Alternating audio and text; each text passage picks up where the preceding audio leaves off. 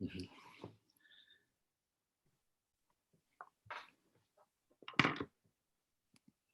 Good afternoon, everyone. Welcome to Somerset House. My name is Scott. I'm the creative producer leading on the Creative Careers programme here at Somerset House, obviously from my kitchen for time being. Today's event is being streamed live on various channels: Somerset House main website, YouTube Live, Facebook Live, Somerset House Twitter, retweeted by Fashion Revolution, and of course, fashionopenstudio.com. Huge thank you to you all for joining us wherever you are in the world. A bit jittery because it's my first time on broadcast. The reason for delivering our event today alongside Fashion Open Studio and during Fashion Revolution Week is to mark both the 50th anniversary of Earth Day, exploring how art and culture can inspire positive action in relation to the current ecological crisis, as well as combine our Creative Careers programme, which supports emerging talent and offers access routes into the creative industries. Our innovative creative Careers programme at Somerset House is delivered in 3 threads, fashion threads. Number 1 is the Creative Careers Academy, which offers full-time work placements, fairly paid at London living wage within the creative sector. Number 2 is the Creative Job Studio, mentoring and networking events in partnership with grassroots charity, Creative Society. And number 3, upgrade yourself, skills enhancing workshops and talks, both digitally and IRL in real life. By collaborating with Fashion Open Studio and Fashion Revolution today, we will bring you conversations and discourse, workshops, film clips, some fun and games, information, inspiration and innovation from 4 very creative designers who are all interested and engaged in various areas of the fashion and textiles landscape, and who champion new models of making and creating, new models of production, new models of communication, and new models of collaboration. If you'd like to ask us direct questions and for a chance to get these read out live, please comment on a platform using one of the hashtags, hashtag Fashion Open Studio, hashtag Somerset House, and hashtag Earth Day. So for now, please sit back and get comfortable and immerse yourself, as I'm now delighted to hand you over to the most brilliant Orsola de Castro, founder of Fashion Revolution, who will tell you a little bit more and then we'll introduce our programme of talent today. So take it away, Orsola, and have a great. Thank you so much, Scott. I really would love to thank you, Karishma and Eleanor, for all of your work and for this amazing partnership with Creative Careers at Somerset House. It means so much to us. It really is something that has made us, happy and so delighted to share this experience with you. As you said, here we are at Somerset House, which today is in everybody else's house as well, which is quite unique. And we are introducing some talents that I love and know, and young designers that I have a huge passion for on a personal as well as professional level. Katie Jones, Paolo Carzana, Congregation Design, and Bethany Williams. Each and every one of them, I swear, are innovating and just very exciting. Katie will start the day leading with her macrame tutorial. Katie and I go back a really long way. We met at Aesthetica at London Fashion Week quite a few years ago, and I'm a huge admirer of her world and her creativity and also her dexterity, not just manual, but the way that she has created a very different business model, very unique to her.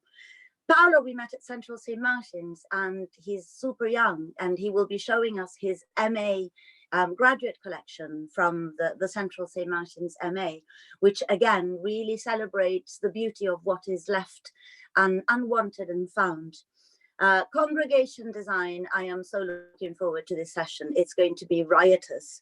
It's all about playing with our clothes, irreverently, funnily, and uniquely. And I'm here as we speak. I am actually in my closet, so I really can't wait to play this game. And last but definitely not least is Bethany Williams, who will be sharing with us in a Q&A with Tamsin Blanchard, not just some of her amazing techniques, but her business models as well. Bethany is one of the most creative designers, both in the way that she designs and in the way that she chooses to operate her business. This is extremely important at this point in time, that we design amazing collections and we invent just as interesting and meaningful businesses to go with them.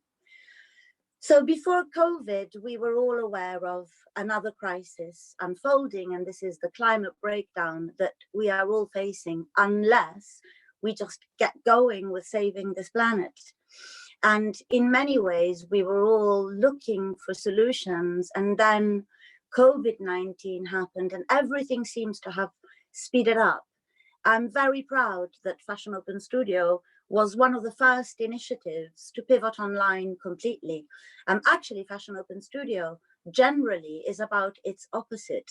It's really about visiting the designer studio intimate setting to meet the people and see the processes behind these collections, the inspiration, often even the mistakes that accompany this journey of being a designer, a maker, and in your studio, in your own intimacy. And the idea that we've been able to just hop online and connect with some of the most amazing designers all over the world, I have to say has been illuminating and incredibly humbling for us all, for the whole of the Fashion Revolution team to witness. We've seen 49 designers in 14 countries. Literally, I have been transported to the home of an artisan for Kasha's label in India. I have been hopping on YouTube where we were banned, which I took as a great compliment, even if it was a little bit annoying, for the brilliant Super Archive session. We've been to Zimbabwe, we've been on Instagram lives all over the place.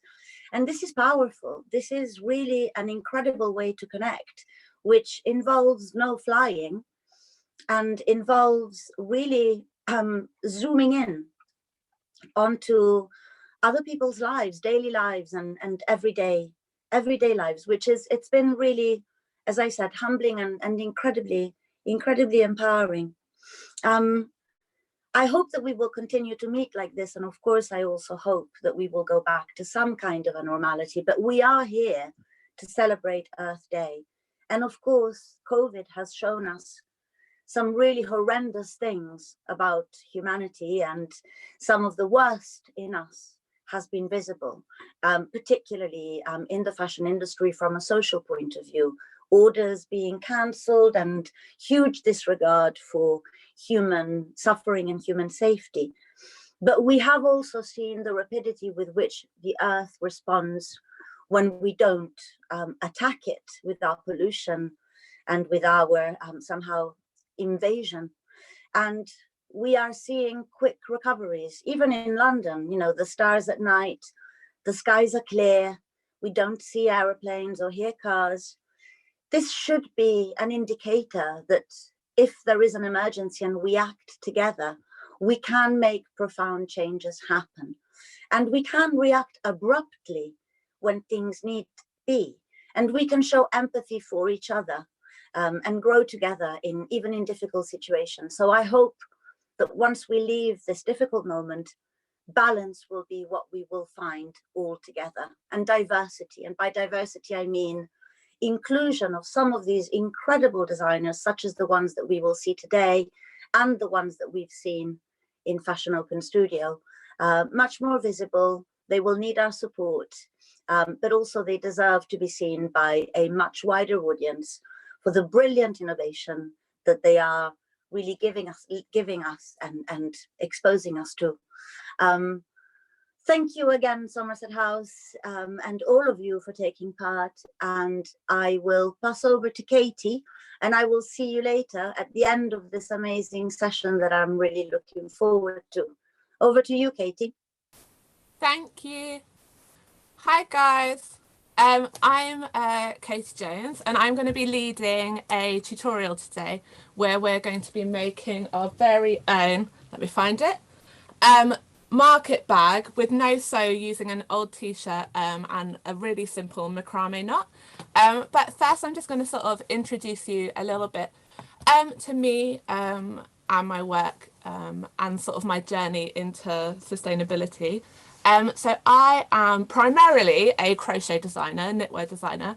I studied at Central St Martin's for, I think, nearly a total of 7 years, because I did my BA and my MA and a foundation all in one chunk. And I've always been really drawn to making and crafty and really hands-on. But my journey with the kind of sustainability didn't really start until I left university, because I was always quite thrifty. And I think when you're a student, sometimes that's quite inherent because you're just using up what you can get. But I think in that sort of 6-7 years of study, sustainability at the time wasn't really a thing. We never sort of learned anything about it. And I think it's really, I mean, it's amazing that it sort of flew overhead. So I left and I wanted to make a knitwear primarily. It's just really long. You know, anything made by hand takes a really long time, which means if you're making it in, you know, a safe environment, and especially if you're making it in the UK, its cost is really mainly how long it takes. But the pure cost of wool and material is also quite expensive. So I sort of fell into sustainability and I met Orsola, which sort of really radically changed my outlook. And it was one of those things where the more I learned from her, the more I can unknow, and the more I got sort of more passionate about just all the sort of aspects of the supply chain and making. And for me, especially as a crocheter or like doing handwork, a lot of those things can't be industrialized. So there's not a machine to do it. So when you sort of realize that making something takes 30-40 hours, how does that become sort of cheaper in the kind of scale of things? So where I really started was I was trying to produce garments, and I couldn't tally up the hours. And I started then my sort of upcycling journey. So you can see I started basically kind of jazzy darning, working into secondhand pieces that I could get my hands on to give the base, so I would be able to add all that elaborate decoration. And I operated as a sort of ready to wear brand, and I did 6 seasons, and I worked mainly with knit pieces or quite a bit of leather work, working into denim, and everything was made in my London-based studio. Everything was sort of hand produced, and I loved the fact that I was completely in control of the supply chain, and we could monitor everything, and that it was sort of as sustainable and as ethical as I could make it, because I basically controlled my whole environment with it. But what I found was, for me, because I was making everything by hand and these were taking, you know, we'd managed to rapidly reduce the hours into the pieces by working with upcycling, but they still, like a jumper like this would still take about 25-30 hours to work into, which then this goes in to, if you're working in a wholesale method, this is basically, you know, that's your cost. You times it, supposedly you're supposed to also times it by 2 and then by 3. And it just would make the pieces so uninclusive, because the price point became so elevated. And that's really, for me as a maker as well, I love making. And I just really hated that my products that I were producing, that I wanted to be as sustainable as possible, were becoming really just overpriced to most people. And I wanted to work in a way where I could increase people thinking about those sort of hours into it. And so I produced 6 collections as a ready-to-wear brand. And then I took a season out and had a sort of rethink. And I kind of was thinking about, what do I love? How can I do that with others? And how can I make it really just open for everyone? Because I think that's a big thing as well, in like inclusivity for all. So I kind of changed my whole brand to make it yourself.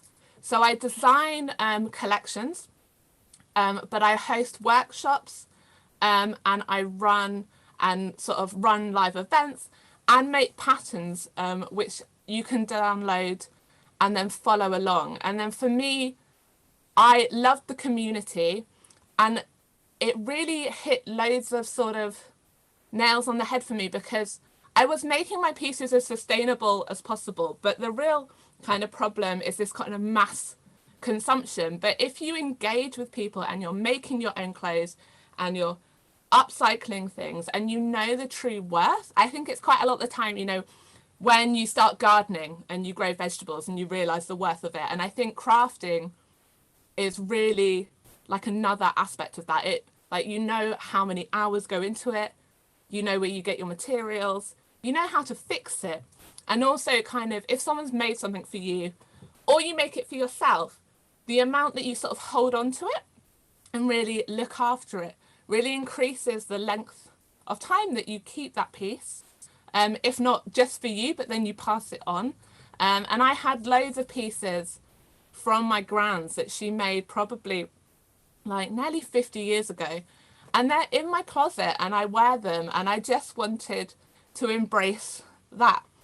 And so today I'm going to be talking you through a really like quick and easy, like 20 minutes, you can turn your old t-shirt into a market bag. And it's thinking about like you're learning skills and you're using stuff you have it like you've already got, and you're giving it that second life, which I think is something for me that I really love, that you can just keep working into something and you just keep adding to it and it gets better and better.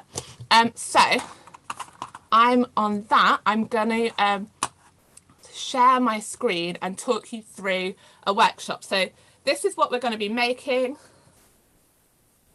just out of an old t-shirt market bag.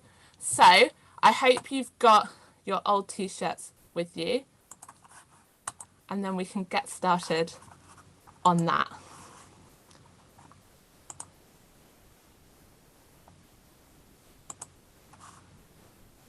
So all you're going to need today is an old t-shirt, a ruler, a pen, and some scissors.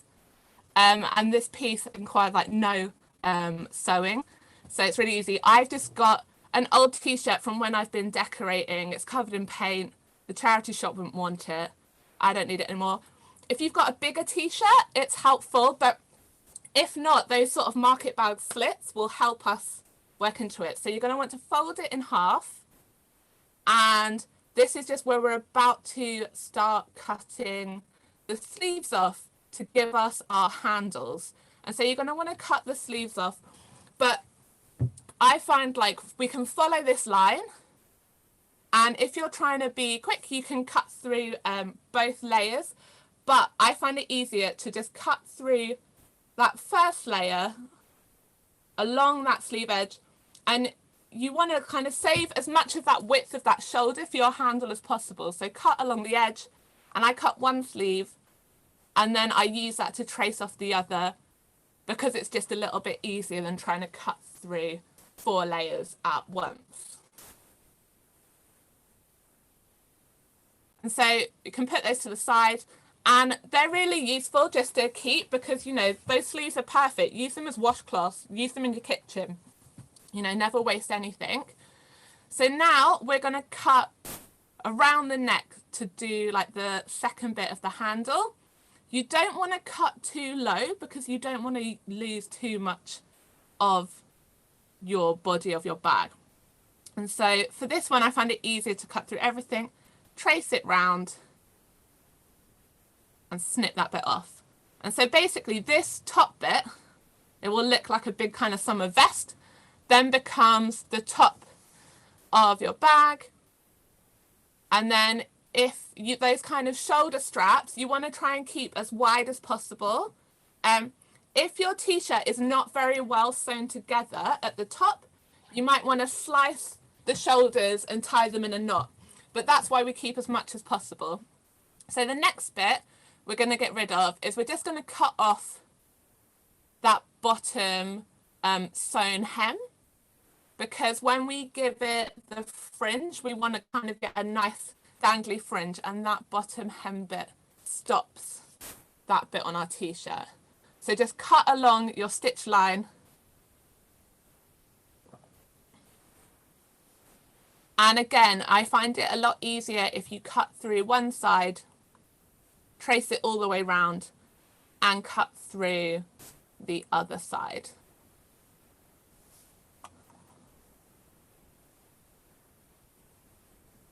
And then you're just going to want to remove this piece from your t-shirt. And again, like, it's quite a well sewn strip, so this is quite good. You know, you can use it to tie, you can use it in your garden, like just try and keep, you know, as much of it as possible. So now we're going to cut the bottom of our t-shirt into strips, and this is then what will be our fringe and what we'll be able to tie. So if you want to grab your ruler, and so depending on how big your t-shirt is, so mine was an extra large, so I'm measuring up 14 centimeters, and this is just a rough guide. If you've got quite a small t-shirt, you might want to do 10 centimeters, but you just want to make sure that it's long enough so we can cut our strips and they're long enough to tie. And so I just sort of trace along, and when we cut and tie this, you're not going to see your line.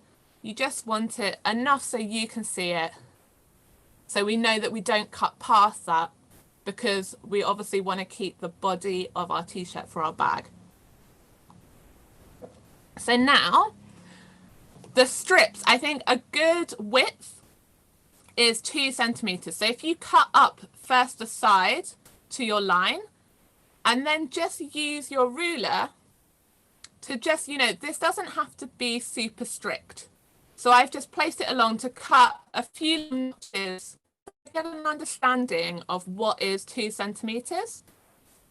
And then you're just going to want to cut all the way up to that line. So hopefully you've got some sharpish scissors, and then you can just use that as a rough guide and go all the way across.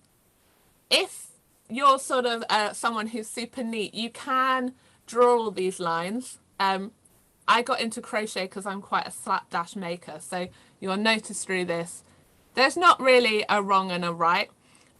Once we kind of cut all these, we want them to be 2 centimeters ish, and it might feel like they're quite thick, but in a later stage, because it's jersey, you then sort of pull on the strip and it kind of makes it into a cord. So t-shirts are what as well. This is obviously using it to make a bag, but if you're into kind of like, if you like macrame or crochet or knitting, t-shirt like material is really great sort of substitute for yarn, and you can cut into your t-shirts and just pull it and it forms more of a tube, and it's really good for other sort of craft projects. So you just want to work your way down the whole line.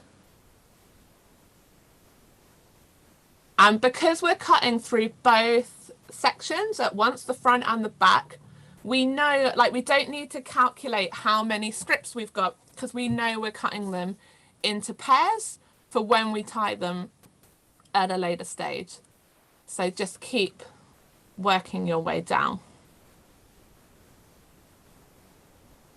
And it's really helpful to do this sort of on a table or a smooth surface, because then you know that your fabric is like flat on both sides.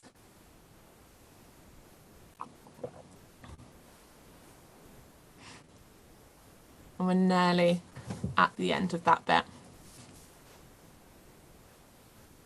And so if you're liking this sort of fringe, you can just do this. I mean, we're making our t-shirt into a bag, but it's really a great way to sort of jazz up an old t-shirt. You know, you can cut these strips and pull them and give anything a little bit of fringe, because I think I'm a sucker for fringe. So I love a little bit of fringe on anything.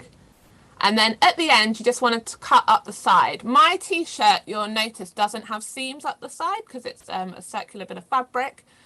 If you've got a seam, you just want to cut that out. So this stage you don't have to do.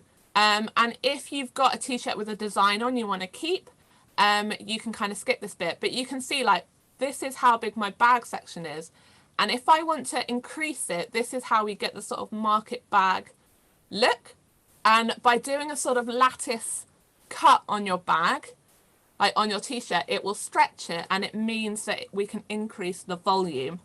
So again, really roughly, we want to take our ruler, and at the edge, you just, where you've cut, you want to probably give yourself like 5 centimeters so you're not too close to the bottom of your bag. And I'm just going to use my pen to mark that. And then I'm going to do like 3 centimeters, 1, 2, 3, and then mark again.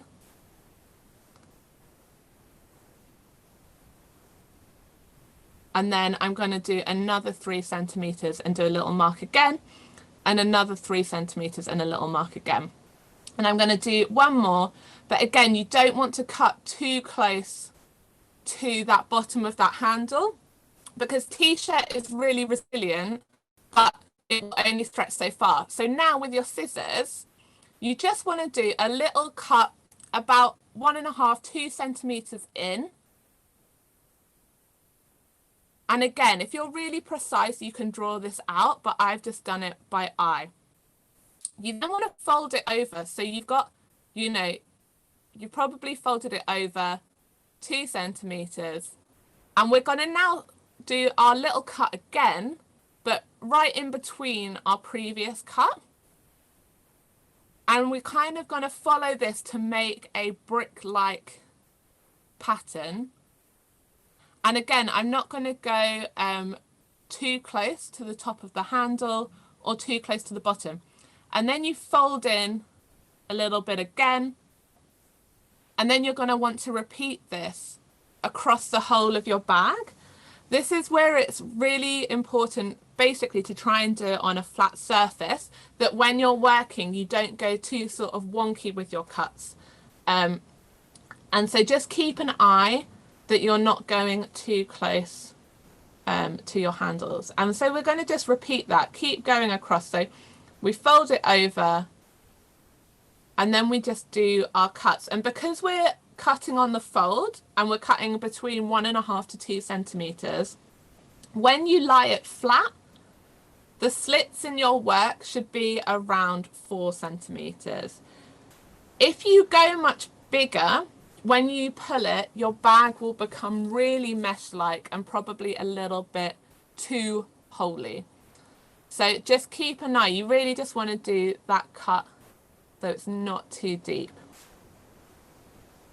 And then you just keep folding. And just, I think when you're making your bag, this is probably like the trickiest bit. Just be aware that you don't go too close to your other cuts. But if worse comes to worse and like 2 of your cuts like join, don't worry. You can use safety pin, you can sew it. It's really forgiving. And this will just basically increase and double the size of your bag. And you want to basically keep doing that all the way across. You can also, if your t-shirt is quite narrow, or you're using like a kid's t-shirt or a small t-shirt, instead of doing these slits this way along the t-shirt, you can also do them in the other direction. So these are going horizontal across our t-shirt, but you could fold it the same way and cut them vertically to give a bigger width to your t-shirt, rather like to your bag with your t-shirt, rather than more depth. And I think when you get about halfway like this, it's just good to check that when you're folding it, that you're trying to keep it as straight as possible, so you don't start cutting into like the bit that you've cut for your strap. And just make sure you can see at the top that there's quite a big depth from the middle before my first cut. And that this just means that your handles are going to stay secure, and that we can put, your market bag will be good for carrying quite a lot of stuff.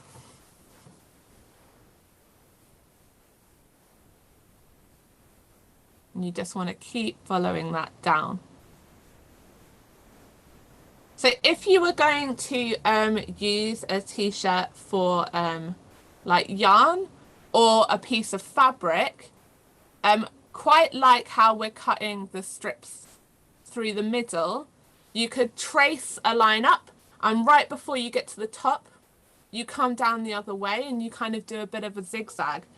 And kind of like where the join is, where we're doing how far apart our cuts are now, you could do that in a straight bit of fabric, and it would give you a yarn, which is really fun to use for anything sort of homeware or accessories. It's a really good resource for using up old t-shirts or scraps of yarn. So we're coming towards the end of our piece, and can you see I've sort of skewiffed a little bit, and so instead of doing my last cut at the top, I've reduced my slits because I didn't want to cut too close to my handle, and I've put one more at the bottom to sort of level it out. And so just at the end, just make sure you're folding it as flat as you can, because holding it at the sides is quite important. So there's this row, and we've got one last row on our seam to cut. And the reason we do the cuts now, because it's a lot easier to cut our t-shirt and make this mesh before we tie the bottom. If you tie the bottom first, it distorts, which is harder to cut your lines straight. So now you can see that it's kind of like the lattice on a pie. When we stretch, it like increases the volume of our t-shirt. And so if you want to make a nice top of a pie, you do the same in pastry. And so now we get on to the bit where we're sort of turning our fringe a bit more into cord. So what you're going to want to do is hold the top of the cord firm, and then you're just going to pull your thread, because in this bit we're going to be tying knots. So to make it easier to tie our knot, what we're going to do is you're going to hold on to your t-shirt and we're just going to pull. And so you want to work one side at a time, or each thread at a time, because you'll get the maximum stretch. And so you want to work your way across, just holding, and so hold the end and just give it basically a tug, and you'll see that your jersey strip will kind of curl in on itself and form more of a cord. And so we're going to work our way down the whole t-shirt doing that, and just make sure that you're holding on to your t-shirt or holding it onto the table so it's firm enough so you get the most stretch out of that piece. And so if you were going to be making t-shirt into yarn or cutting up, so jersey's great because it does this, it turns itself into a cord, and you can see it gets a much kind of tighter cord. That's why we chopped the hem off at the beginning. So I've now worked my way across the whole edge, and we get into the macrame section, flatten it all out. And all we're going to be doing is a really basic hitch knot, which is a really good entry level macrame knot. So you're going to take one strand from the front side and one strand from the back and fold it over itself so you get this sort of like point, and it's 2 layers of knot. So I'll talk it through again. You take the top strand and the bottom strand, fold the top strand in the direction of left and pull up through, fold it left up through the middle and give it a tug and work your way across.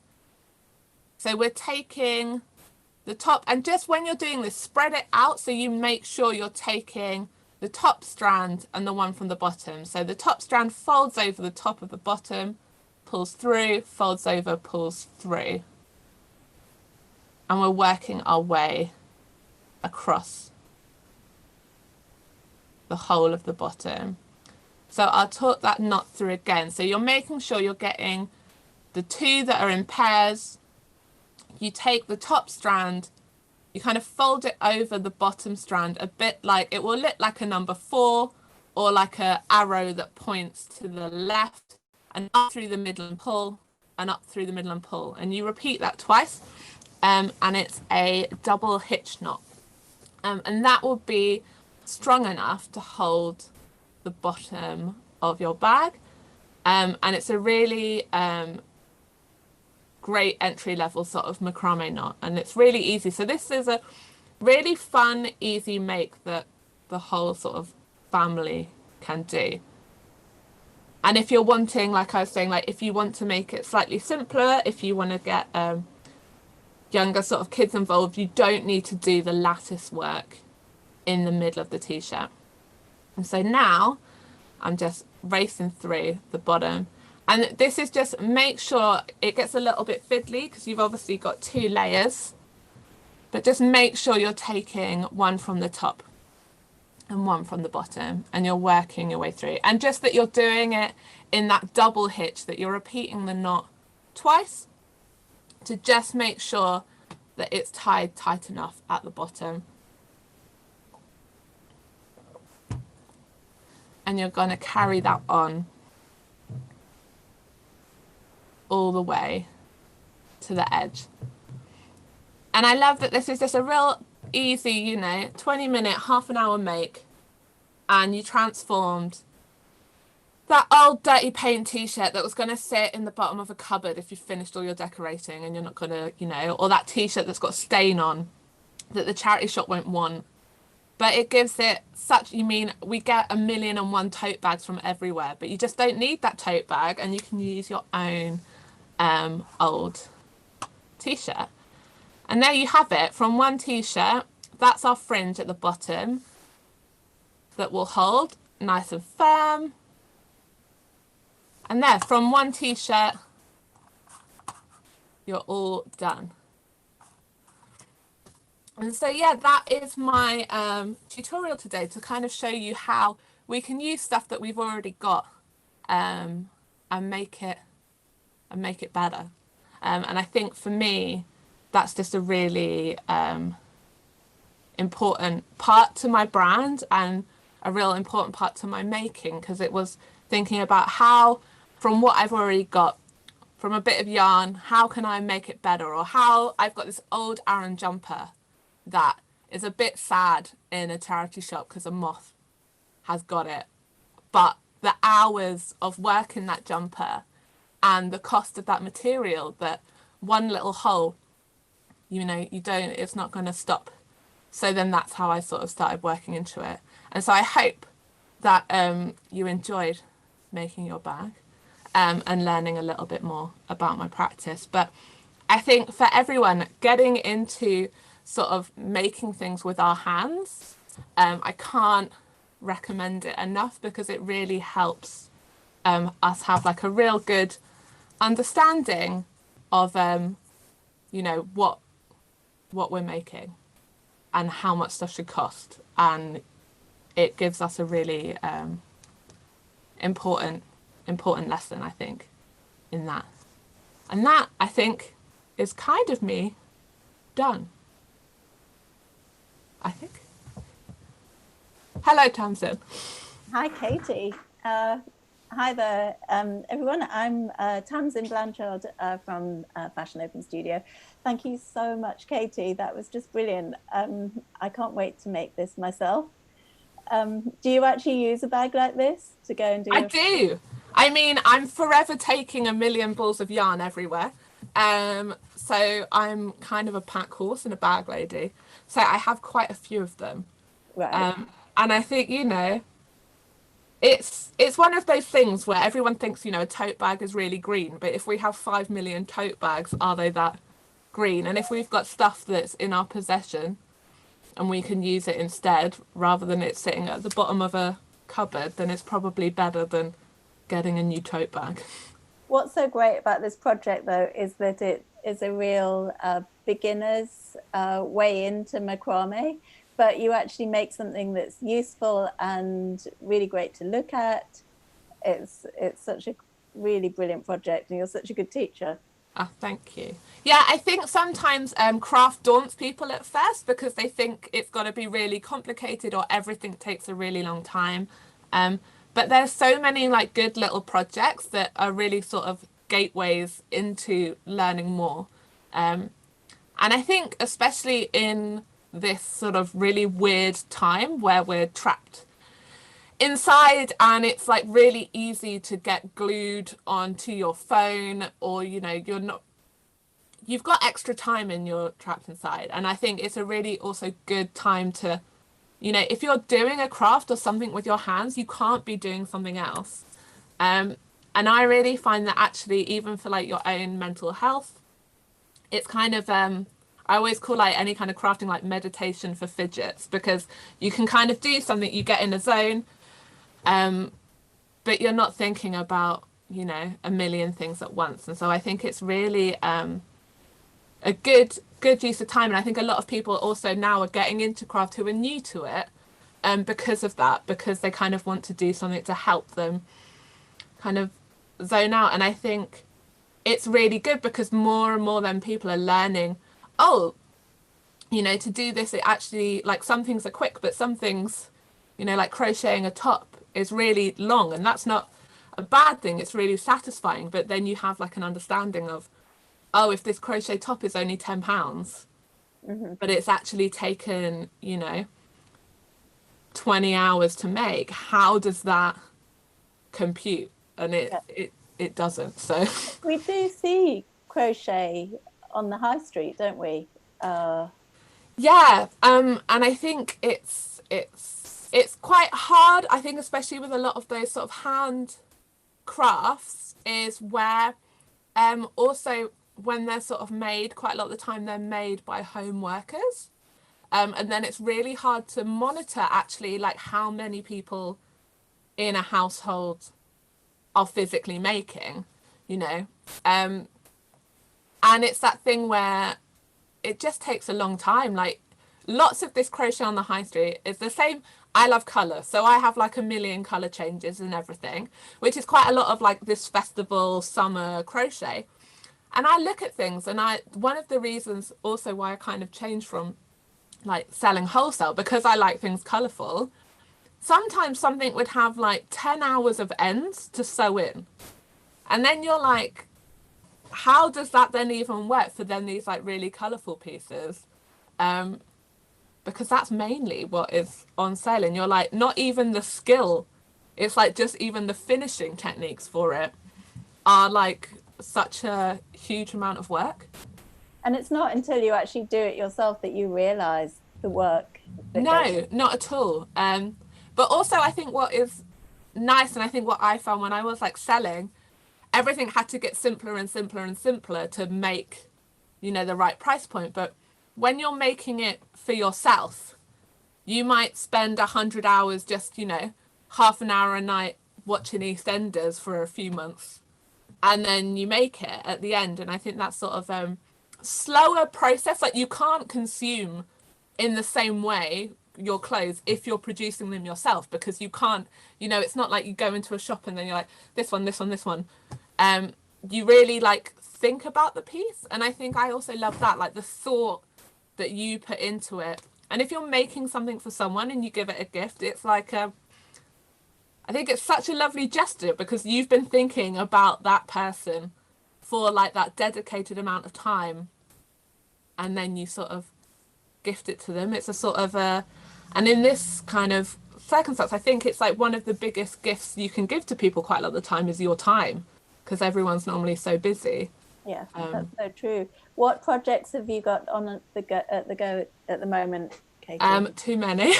I've got I'm making a jumper, but it's very colourful, which means it's got a million ends, and I'm very bad. I tell everyone who crafts to like do your ends as you go, bit by bit, and I'm very much do as I say, not as I do, because I sort of leave it all to the end and then have like a mammoth sewing in.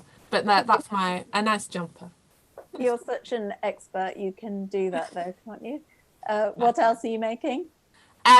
So I'm making job. I'm really enjoying this sort of, I mean, enjoying is the wrong thing, but this downtime means a lot of people are getting into crafting.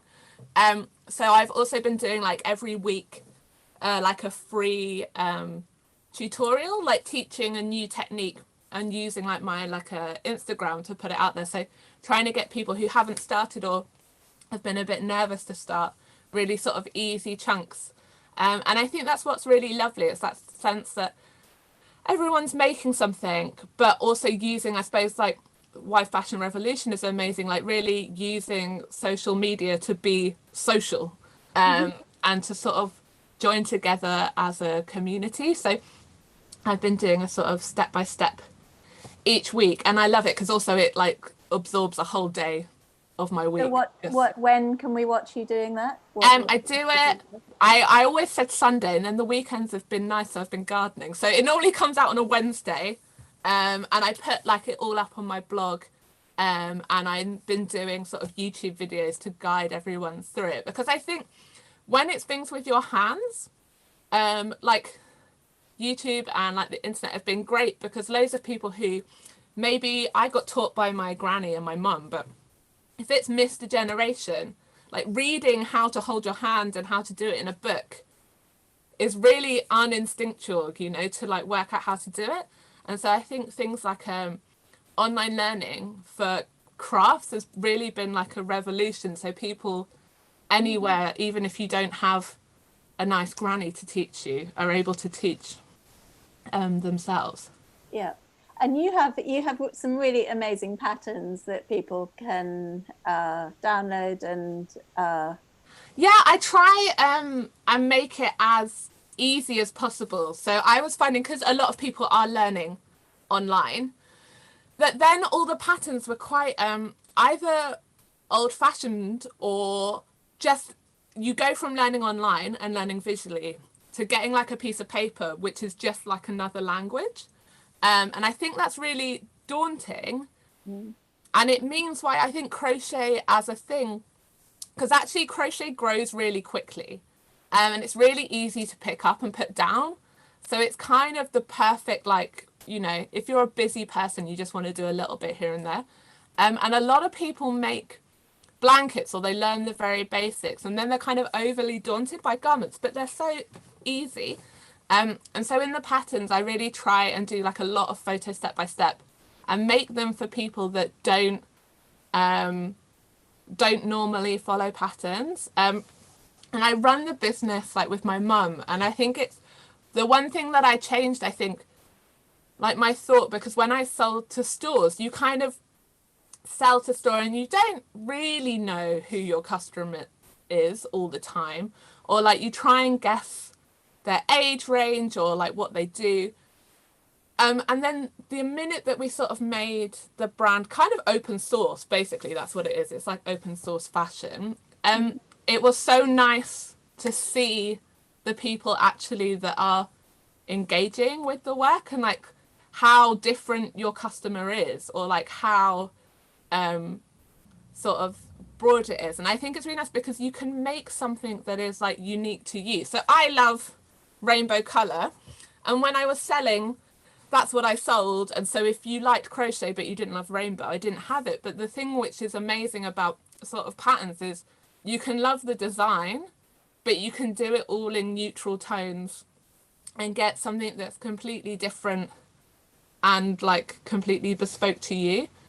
And then I find that the minute that someone has that sort of attachment, that it feels made for them, or it is like bespoke, then the amount that you look after it and you sort of treasure it really sort of ups, which then just means that we keep stuff for longer, which is really like has then such a knock-on impact to everything else. Yeah, well, I have to say, I mean, your colourful world is really irresistible. Just before we go on to our next designer today, Paolo Carzana, is there a follow-on project that you would recommend from this once you've started getting into the idea of macrame? Is there something you'd recommend to go on to next? Yeah, I think like if you're kind of really enjoying macrame, again, like cut up that t-shirt, go on like YouTube. I think especially when we're inside, like I can't, like doing a small project, and if you want something sort of like a little bit instant like this, rather than maybe like jumping onto a garment or anything, there's so many like fun plant pot hanger projects for your plant babies. And they're really good to understand working in form and working in the round, because then if you wanted to bring it into an accessory or a garment, you just use all the same sort of techniques that you've learned. So the next knot to learn other than a hitch knot is a flat knot. And once you can do those 2 knots, you basically can macrame anything. Wow, how fantastic. Thank you so much, Katie. Thank you. You're always such an inspiration. Thank you very much, Tamsin. Thanks, guys. Thanks. So we're now going to be joined by a different designer. We're going over to Paolo Carzana, who has just finished his MA in fashion design at Central St. Martin's, and is going to be talking us through his final collection, which has a really interesting narrative to it and some really interesting stories about some of the materials that he uses to make his collections. Paolo is a really extraordinary designer. He graduated from the University of Westminster for his BA, and then won the Kering Scholarship to carry on his studies at Central St. Martin's. And he graduated with the other students just in February, just ahead of the lockdown. So it's been a really challenging time, I think, for all of those students. Really just, being at the peak of their creative powers and finding that everything's locked down and they can't really show the work in the way that they wanted to carry on showing it. So Paolo, are you there? Yep, hello. Hi, Paolo, hi. Thank you So yeah, I think it would be really interesting for us to really hear about what happened actually. So you'd finished your degree and you'd had your amazing show, and you were the finale at the Central St. Martin's show, which is always a great honor. And then you were there ready to show your work and talk through your sketchbooks, and we kind of started going into lockdown. What happened at that point?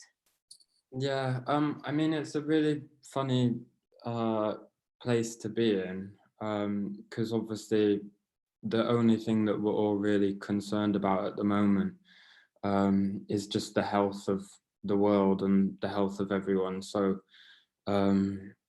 also not really thinking about myself, or I imagine the other students thinking about themselves or their work, just really wanting everyone to heal through this period. But yeah, also just understanding the reality of where we are, sort of speaking on, I guess, behalf of my graduating year. I'm really nervous, by the way, so I'm sorry if I say anything that sounds quite silly.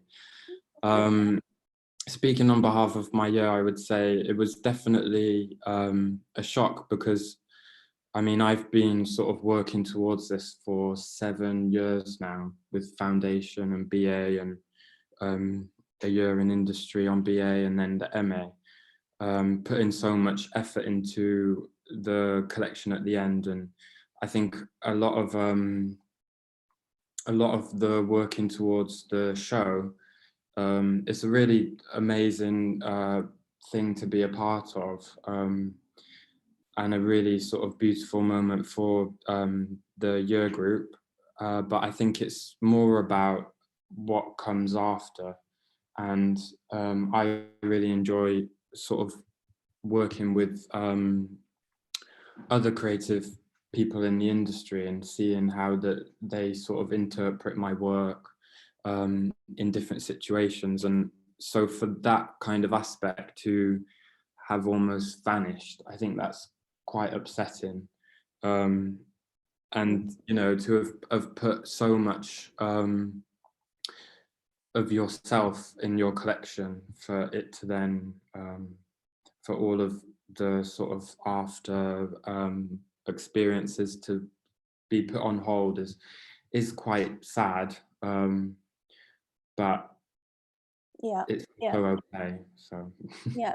So you've gone back to Cardiff, where Yeah. you're talking to us from today. So talk to us a little bit about the collection. You have very poetic titles to your collection. What was this one called? So the MA collection that I presented in February is really a sequel to my BA. And yeah, very honest, and it's funny that people say poetic, because it's for me just sort of an honest sort of interpretation of how I feel. So it's quite nice if someone says that about it. So my BA was The Boy You Stole, and that was really about a very dark time in my life. And during my time on the MA at CSM, I really healed from that past. And that's why I sort of came up with the title, The Boy Who Came Back to Life. And it was really a sort of hope and a sort of offering to everyone in terms of trying to sort of create a sense of hope for everyone else and a sense of healing for everyone else. And it not being sort of self-indulgent, but it being a place and a sort of idea that other people could understand and be informed by, I guess. So it's very autobiographical, your work, and Yeah. there's a real story, isn't there, that you follow, and the story for The Boy Who Came Back to Life. Well, actually, as your previous collection, there's a lot about healing in that. Yeah. And I think it's really interesting. I mean, I suppose particularly during Fashion Revolution Week and thinking about Earth Day also, you know, we've been asking, as well as who made my clothes, we've also been asking this week, what's in my clothes? And you can tell us exactly what is in your clothes, can't you? From what you've used to dye the materials, to the material that was used to actually create the materials in the first place, the fibers. You work a lot with Pinatex, don't you? Can you tell us a little bit about what that is and why it's attractive to you? Yeah, I mean, just going off of what Katie was saying earlier, I thought it was really nice just listening to her, because I know that she mentioned about 5 or 6 years ago there being not much around sustainability in education. And so it's quite nice that now today, at CSM anyway, the MA tutors are really, they really show the importance of sustainability and our own approach to it, rather than sort of following a generic route. And it's nice to know that a lot has changed in 5 to 6 years, and now I can say that our own approach to sustainability is something that's sort of included on every project brief. It's something that we always have to think about. And I think in terms of moving forward for education and in terms of moving forward for students, that's really uplifting and really hopeful. That's really interesting. Was that was really brought in properly this year, wasn't it? That every project had a sustainability criteria. Yeah, I mean, I did my BA at Westminster, so I'm not sure about before, but I was at CSM for 18 months, and since my first day, it was talked about, and it was, you know, an important subject that we had to be aware of and be mindful of. And I always sort of like the way that the tutors sort of talk about it, and how we have to think about what's sustainable, but also what's, Fabio always says, what's not sustainable to us, which I think is a nice And I think it was interesting because you won the Caring Scholarship, which was because of your sustainability and the way that you think about materials and the stories that go into your clothes. Yeah. And you were joined this year. There were 2 Caring Scholars, weren't there? There was also Matthew Needham. Yeah.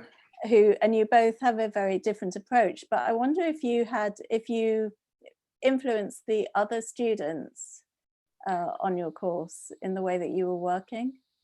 I don't think so. I think I was definitely inspired by my peers, and I think everyone is thinking about it now,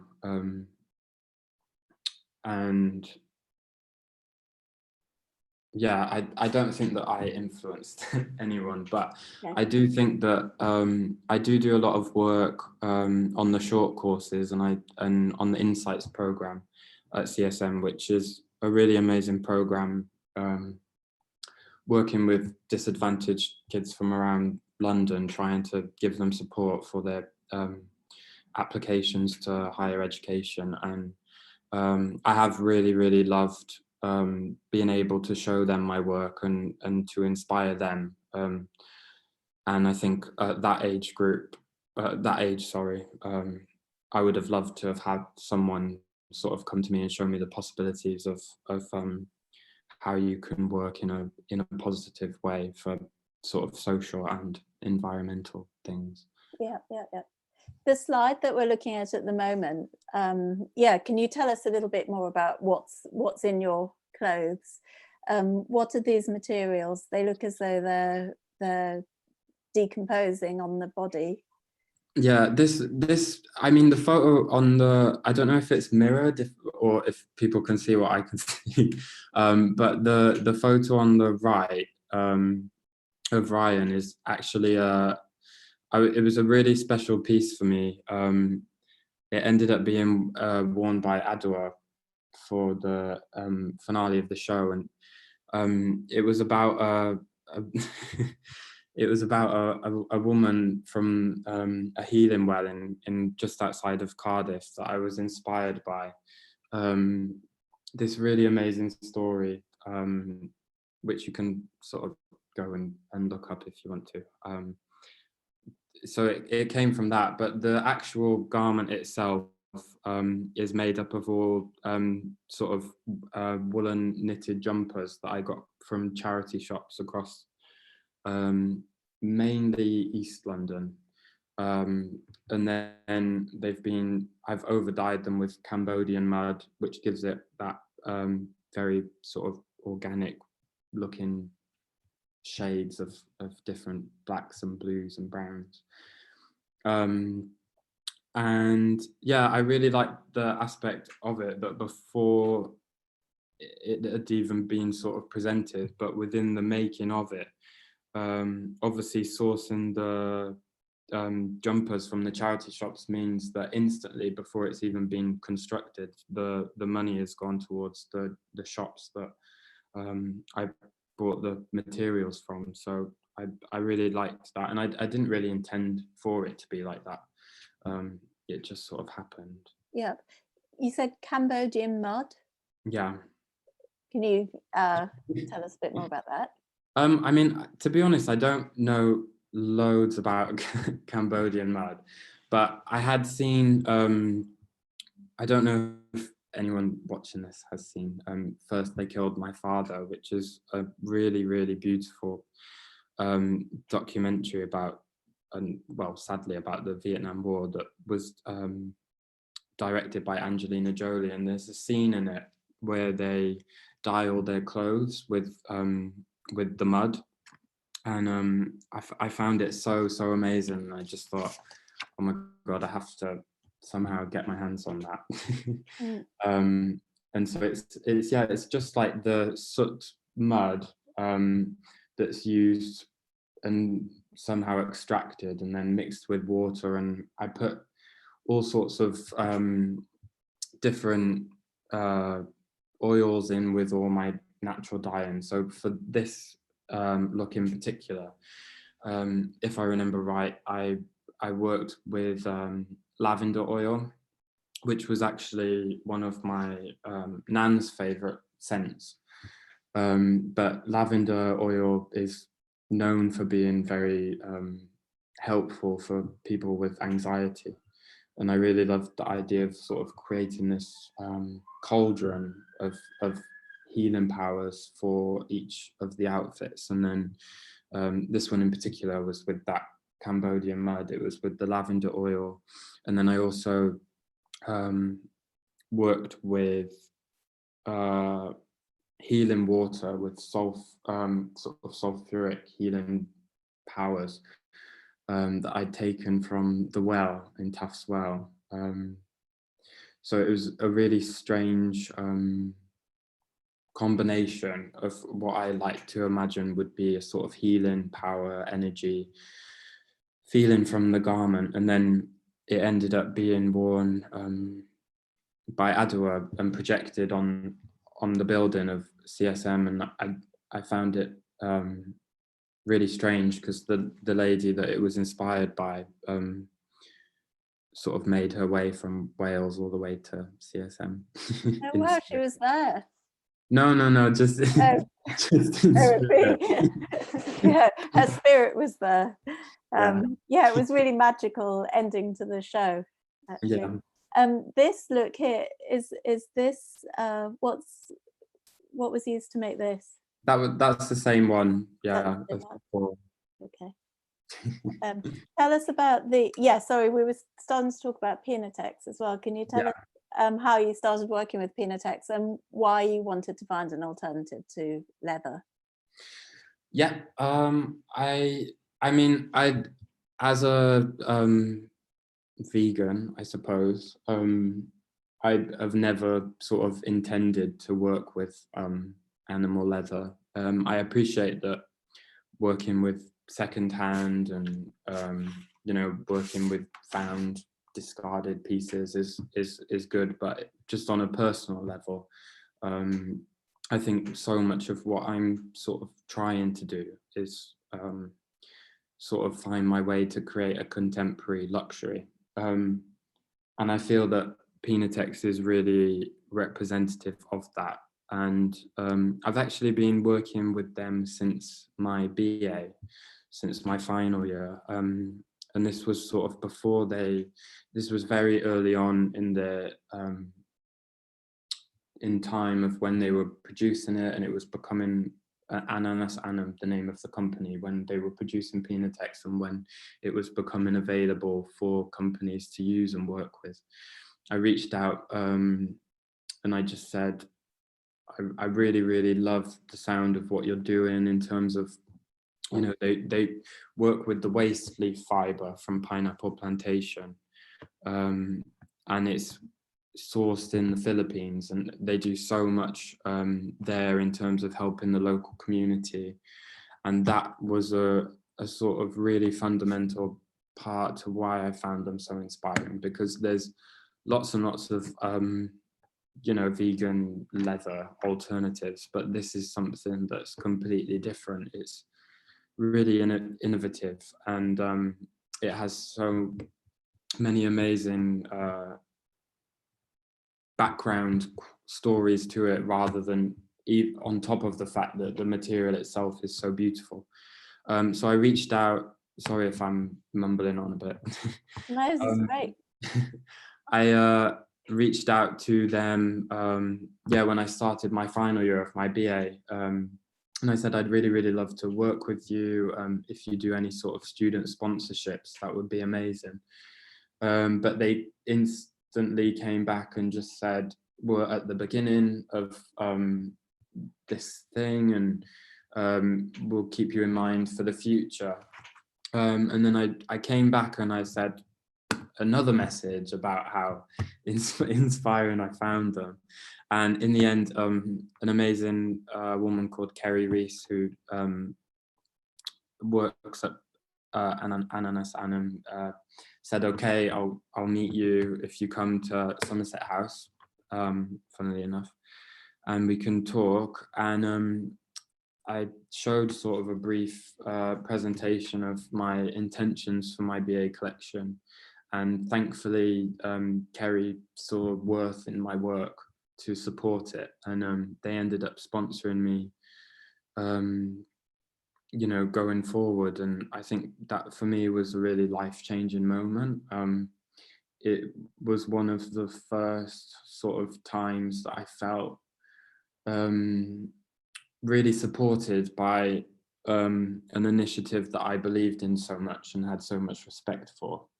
So I felt very, very lucky to be. That's interesting, and I mean a really good lesson as well in persistence, gentle persistence.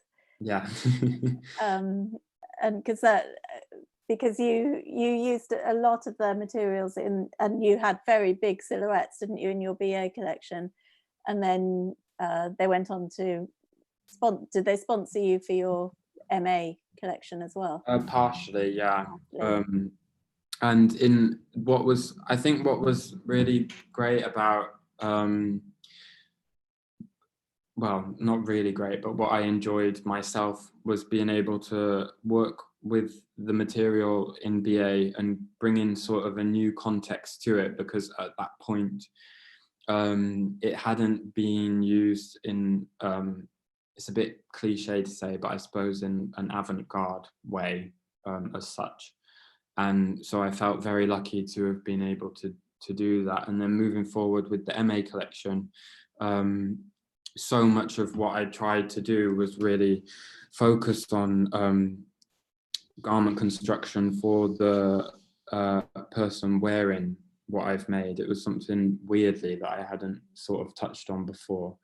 Right. So being able to, again, bring new context to the material in a more contemporary and luxury way, I think was, for me, exciting. Yeah. And we're looking now at, are these Welsh blankets that you used? Yeah, so these are from a company called Melyn Tregwynt, if I've said that correctly. I am Welsh, but I cannot really pronounce Welsh words the most amazingly. But again, they were a company that I had reached out to. It's a Welsh mill in northern Wales, and I think it's dating back to the 17th century. So it's a really old technique, like Welsh tapestry blankets. And again, I felt on a personal level, I've been, you know, sort of dipping back into my roots within Wales, and I felt that this material hadn't had sort of a moment in sort of a contemporary way, or in a sort of contemporary I don't know, sort of like language today in fashion. And I felt very, very motivated to give it that moment, and to also bring back the importance of Welsh craft and Welsh textiles. And for me, I felt really, really lucky to be able to work with them. Again, they sponsored me for my MA collection, and it felt like a blessing to really be able to show off this textile and bring back the importance, I guess, of Welsh craft, because I think weirdly it's not something that's maybe spoken about. Yeah. Did you work with them to actually custom woven fabric? I'm hoping to in the future. For this, it was material that they already have, so yeah, I'm hoping in the future to work with them to sort of create my own textiles with them. Yeah. But it's like small steps of bringing it into the industry. What other dyeing methods did you use for this?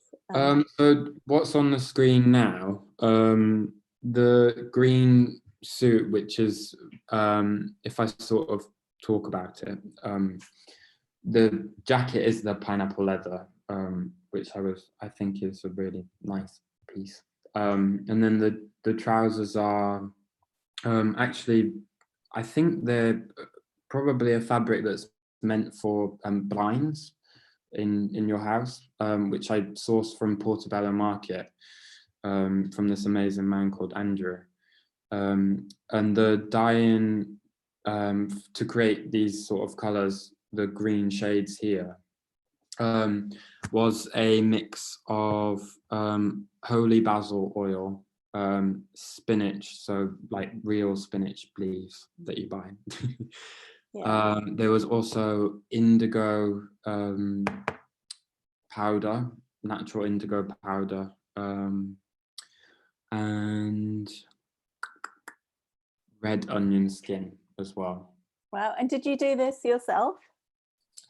I did this in my tiny little room in Camden, in a massive, you know, the pots that you get to make sort of big curry dishes and things like that.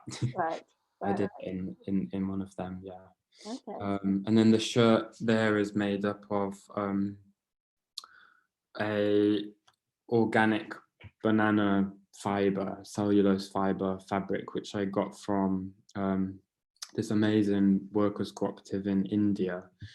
They do all these incredible organic cellulose fibers. So within the collection, there's banana, rose cellulose fiber, orange fiber, aloe vera fiber, which is, as you can see from the shirt, is very, very delicate. And what I liked in terms of design was the contrast in the sort of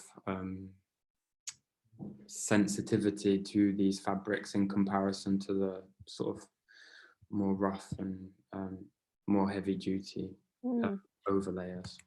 I love this approach that you have to the dyes in your clothes. Do you think that people are going to start to really think more about the chemicals that are in their clothes, you know, in the way that they do about skincare, or, you know, the chemicals that are used to grow their vegetables? Is there something that you think is going to be more prevalent going forwards? That's a really, really interesting point, and a really good point. Yeah, it's crazy that people don't think about it in the same way as thinking about food and what we put in our bodies. I guess I could say I only hope so.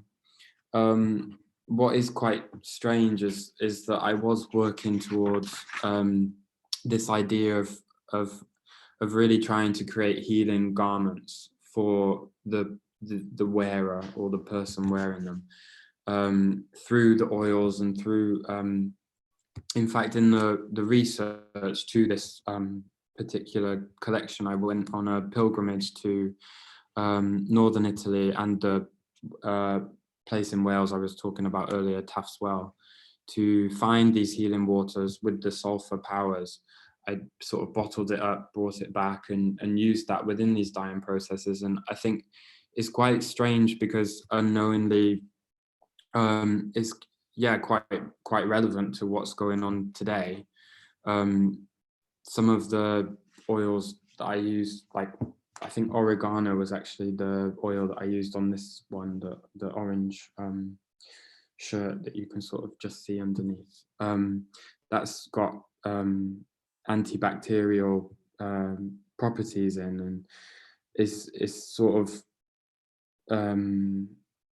yeah, maybe something can be said for it today, and where we are with, you know, this pandemic, and how the clothes that we wear could help us in terms of protecting us from, you know, things that are out there. Yeah, I think I think the idea that, you know, I was reading something about saying that COVID-19 could be carried in particles of pollution in the air, and it really makes you just question everything, I think. And I think for you to be thinking about those kind of ideas, you know, in the ingredients that go in to make our clothes is obviously really important. We haven't got much longer, unfortunately, though we could talk forever. We have a short film that you've made an amazing film this week for this project, especially, which Somerset House will be showing on their website, and which Fashion Revolution will also be showing on our YouTube channel. So anybody can go and watch it there. We'll have a short teaser for it after this. But I just wanted to quickly touch on a project that you're about to start on. I think you're hoping to start on May the 1st, that you were telling me, for the London menswear fashion week, which is all going to be digital, which is happening in July. Is it July? Yeah. June. And you're going to be, tell us about what you're going to be doing. You're going to be making a collection in a month. Yeah, I mean, I hope so. I've just sort of, I was out on my daily walk, and I had this idea, which, yeah, I really hope that I'll be able to go through with, obviously because of the pandemic. The BFC are going to launch London Fashion Week to go online as a digital platform in June. So for me, I'm in sort of a financially dangerous place at the moment. And I've been sort of trying to think of ways in which I could help that. And also realizing that, you know, my creativity really does come hand in hand with my personal well-being, and how that I do really need to keep active in being creative. So what I'm hoping to do is working with, I have quite a lot of leftover materials from my BA and from my MA. So I'm hoping to start on May the 1st and put together a 10-look collection with these materials, which will then go into a sort of online shop, which I'm in the process of working out, called The Factory. And then I'll hopefully present that in June in a digital format in some way. Yeah. Okay, that's wonderful. And we can, I imagine, follow your progress via your Instagram. Yeah. Yeah, we'll be doing that. Fantastic. Thank you so much for sharing a little bit of your very, very rich world today, Paolo. We're going to have a short burst of the film that you've made this week. Thank you so much for making that. And please do, everybody, watch this. Go on and watch the full length.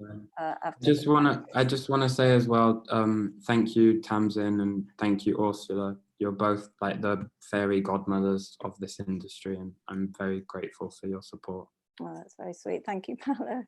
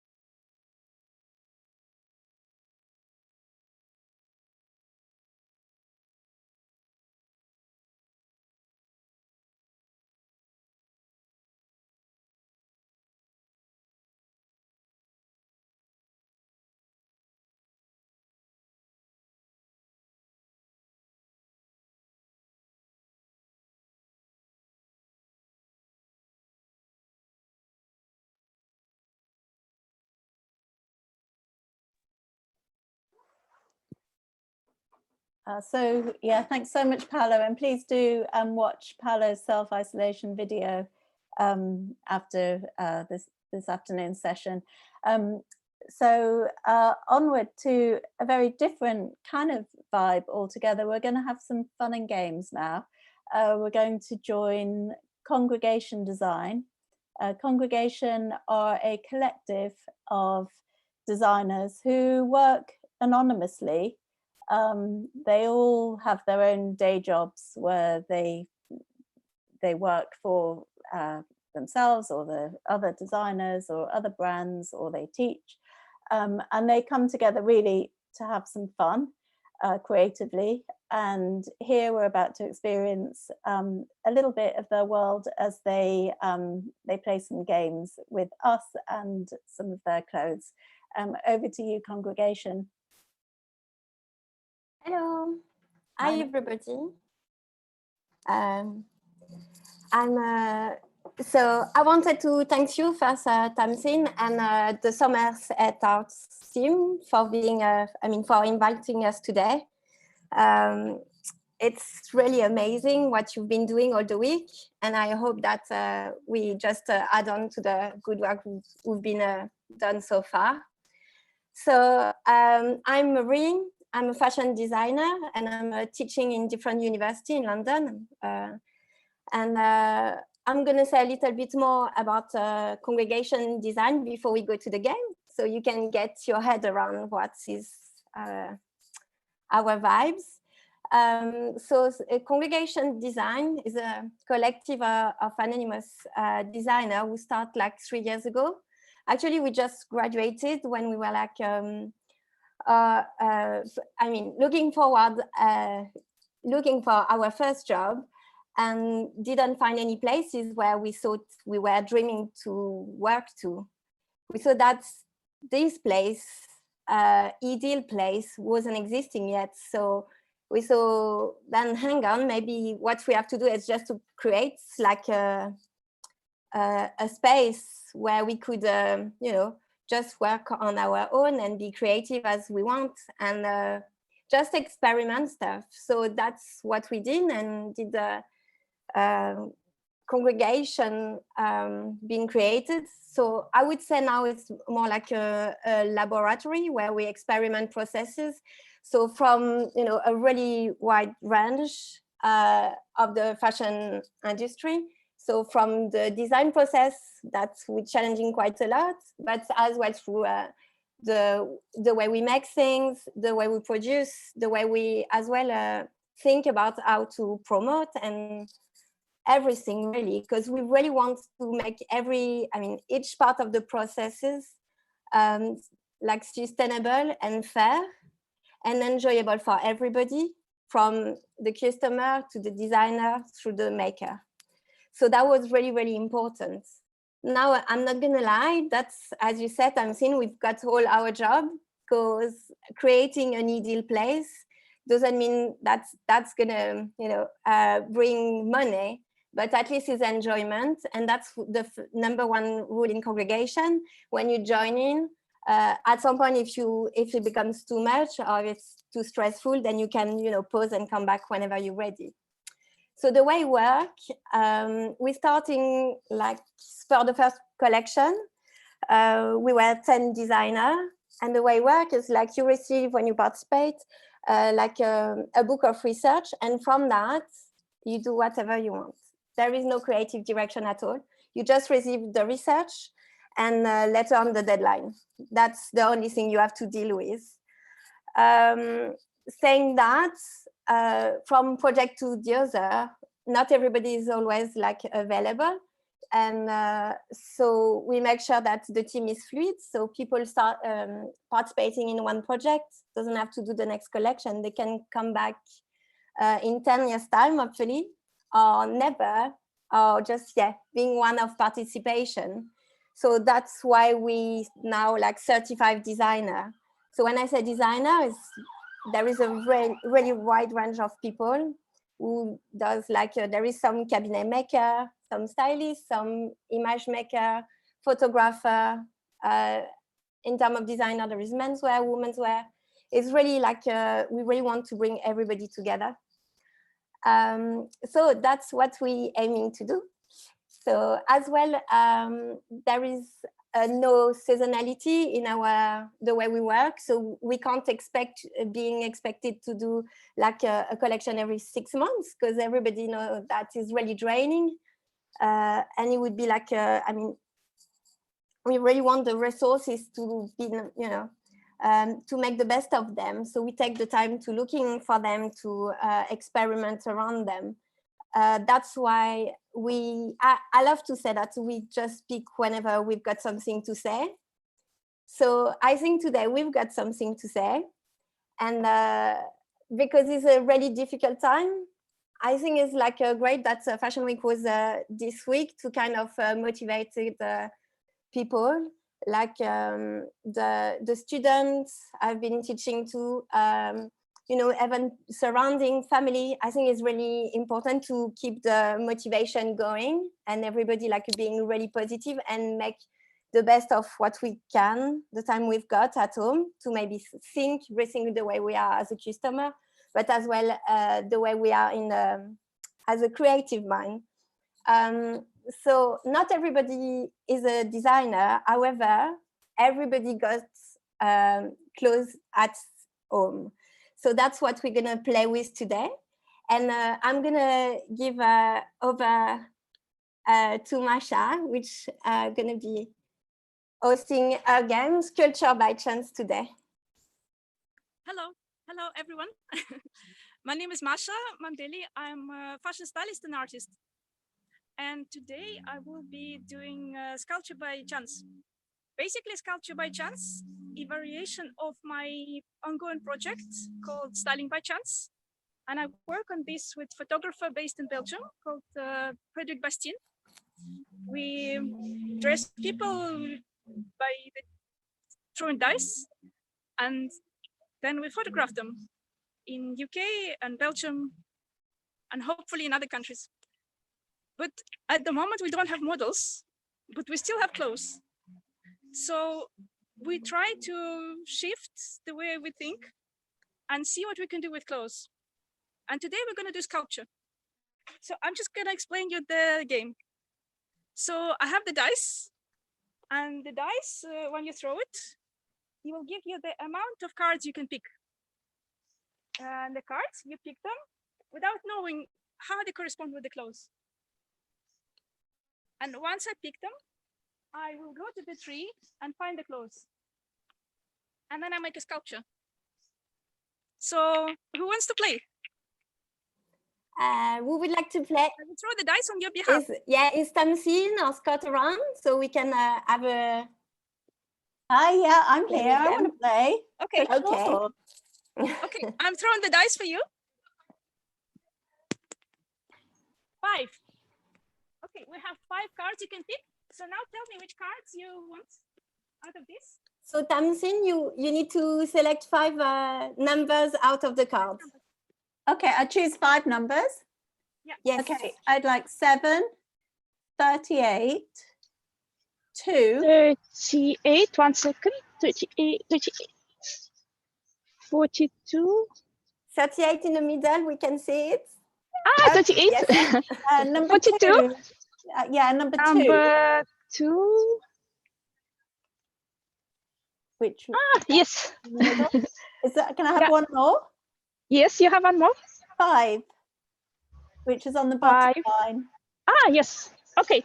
So these are your numbers. So now I'm going to go and find them on the tree.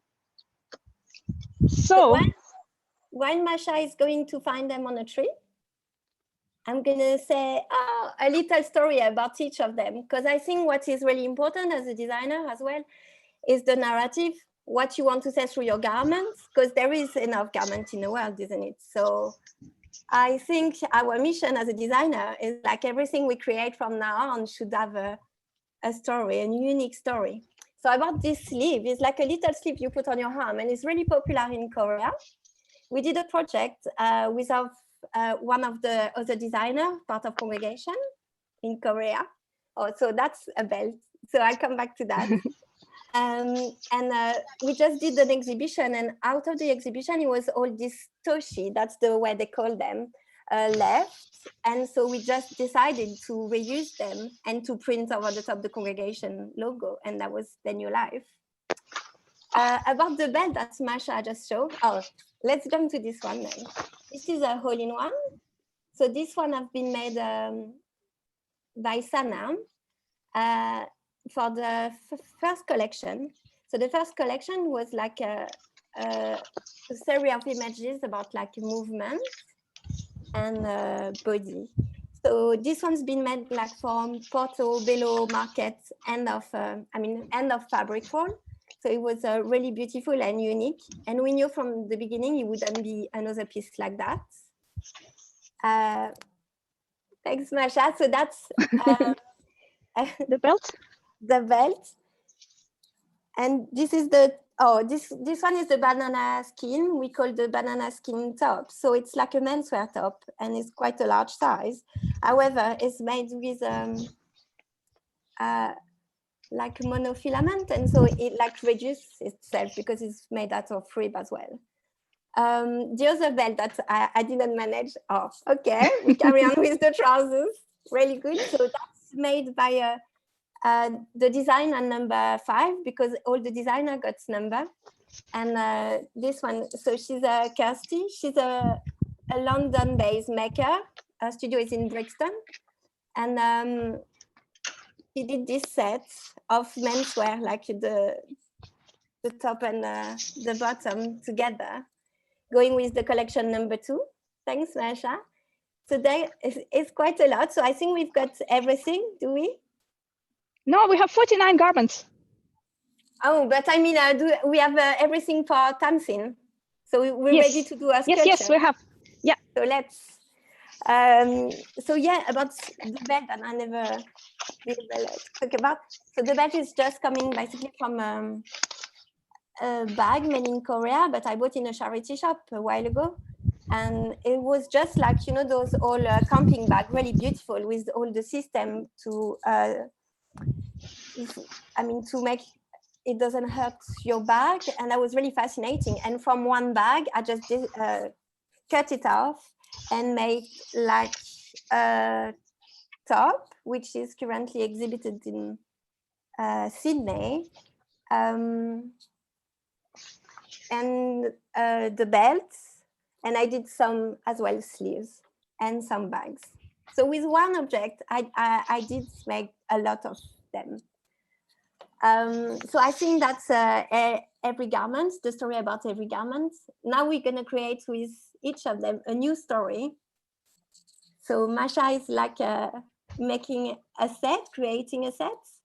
So Masha is a stylist, sorry. She's a Russian, and she's working in London like for a while now. And when I first talked to her about this afternoon project event, she was like really down because it became really difficult to do like a photo shoot, and that's her job, to organize them, to navigate around, to get garments from every places, and then gather people around like one set one day and do magic. As she couldn't do that, she was really up for the challenge today with congregation. And I think that could be something like an installation, or put your garment together, could be something you could easily do at home. We would like as well today to launch a hashtag, which is a sculpture by chance. So if you want to picture what you're gonna make from home, so it could be any set, then you would just like send the picture through the hashtag, or send through the email, and then we would love to feature that into our next zine. Because as well, along collection, we do zine. We take time because we do a lot of different stuff. So what do you think, Masha? Is it complete? Did we have a nice picture? It's ready. The sculpture is ready. So this is your picture. This is your sculpture, Tamsin. Happy about? I love it. Absolutely Really personal. love it. what can I do with it? Where can I want to come and pick it up. Do I have to make it myself now at home? Well, I mean, you could do one at home actually, because we're going to be able to see after that. So I love it. Lovely. So I really encourage everybody at home to, make some stuff, get creative, just take a picture and already become abstract. So we're going to go back to Masha. Is Scott around, or should we have Hi. Oh, cool. Hi, Marie. Hey, Scott's Scott. here. Hi, Hi, can you hear me? Hi, Masha. Yes. Hi. Hi. So, okay, so I I'm get just to gonna choose. throw dice on your behalf. Sure. Okay. Oh wow, you have 6. Oh. Oh wow. Oh gosh. Maximum impact. You're gonna be amazing. So which numbers do you like? Okay, so let me just see. So I would take 38, as I'm giving away my age. I think Slightly. it's been Oh, I think it's been already taken. already. Yeah, take the numbers that are in here. Let's take 37. 37. I'll take number 9, my birthday. Number 9. It's on the 3rd. Yes. Yeah. I will take 25. Yeah, That's your edge, Scott. Oh, too kind. And 3 more. I'll take number 13 for good luck, bad luck. 13. Oh yes. I will take number Always 45. good luck. Oh, 45, just because you were there, Masha, yeah? Yes. Yeah, and let me see. 2 more. Oh, 2 more. Number 15? Yes. 1 more. No, 1 more. Number 15.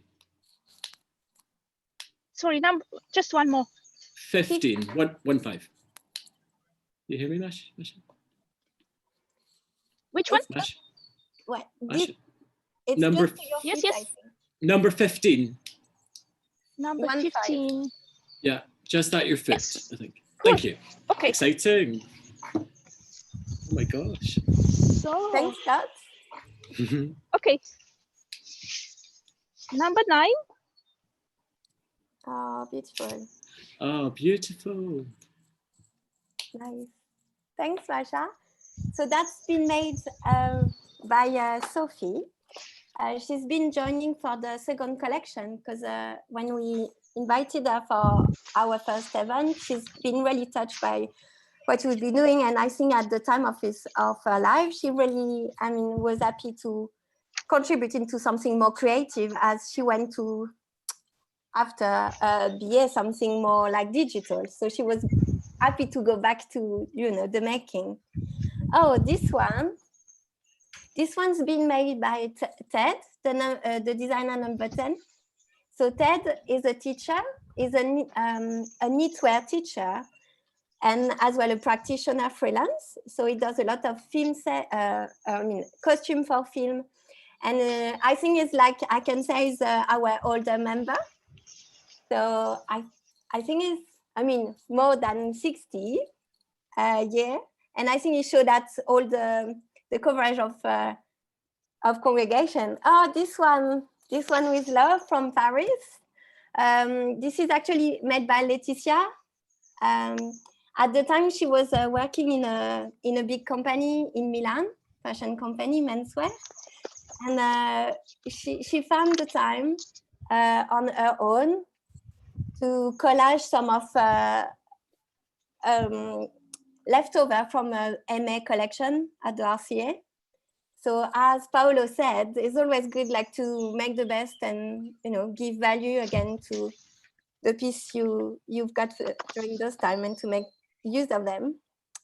This is an upcycling cycling shorts.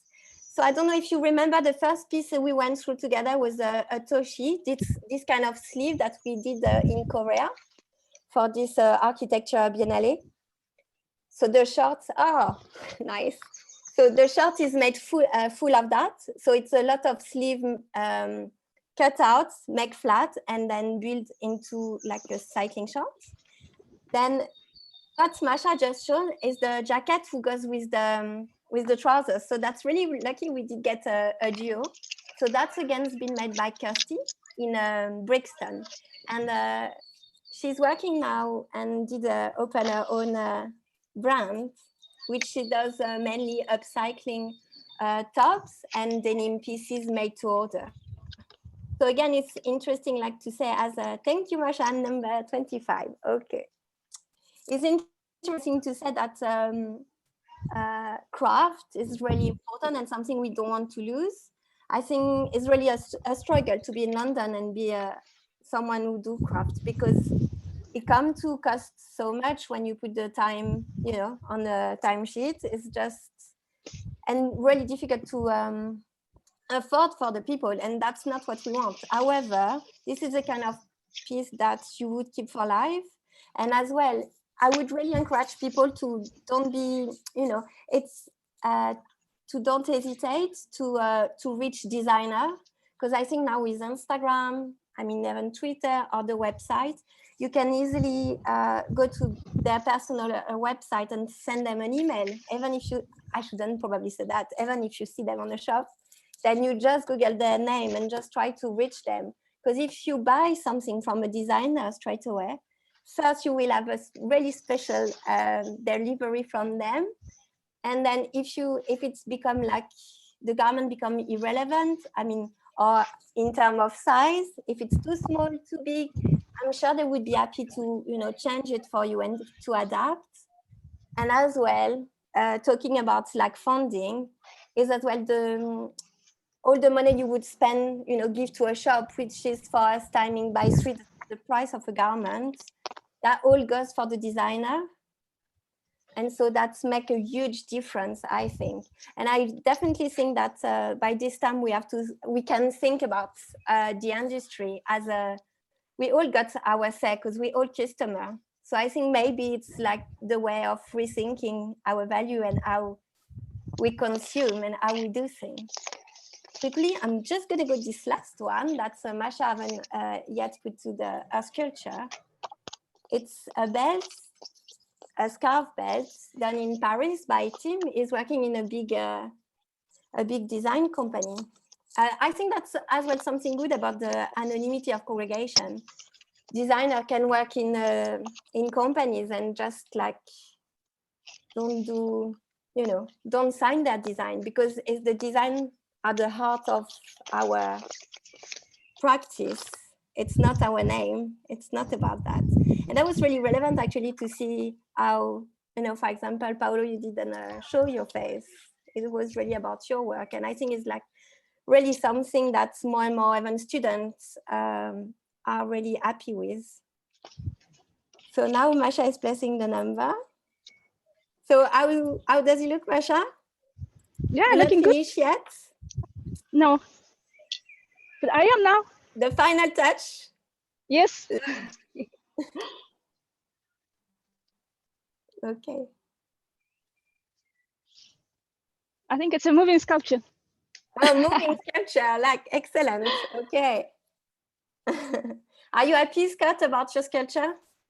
I think it looks absolutely fantastic. It's sort of a kind of fashion magic carpet sculpture, and fabulous. What are the people behind you saying, Masha? Are they sort of excited? They're my neighbors. Yes. Oh, oh, sorry. Very good. It's fabulous. Yes. Great sculpture. Congrats. Cool. So fabulous. That's it. And what I would like to add, possibly, I really, really encourage everybody who sits at home now to do something like this.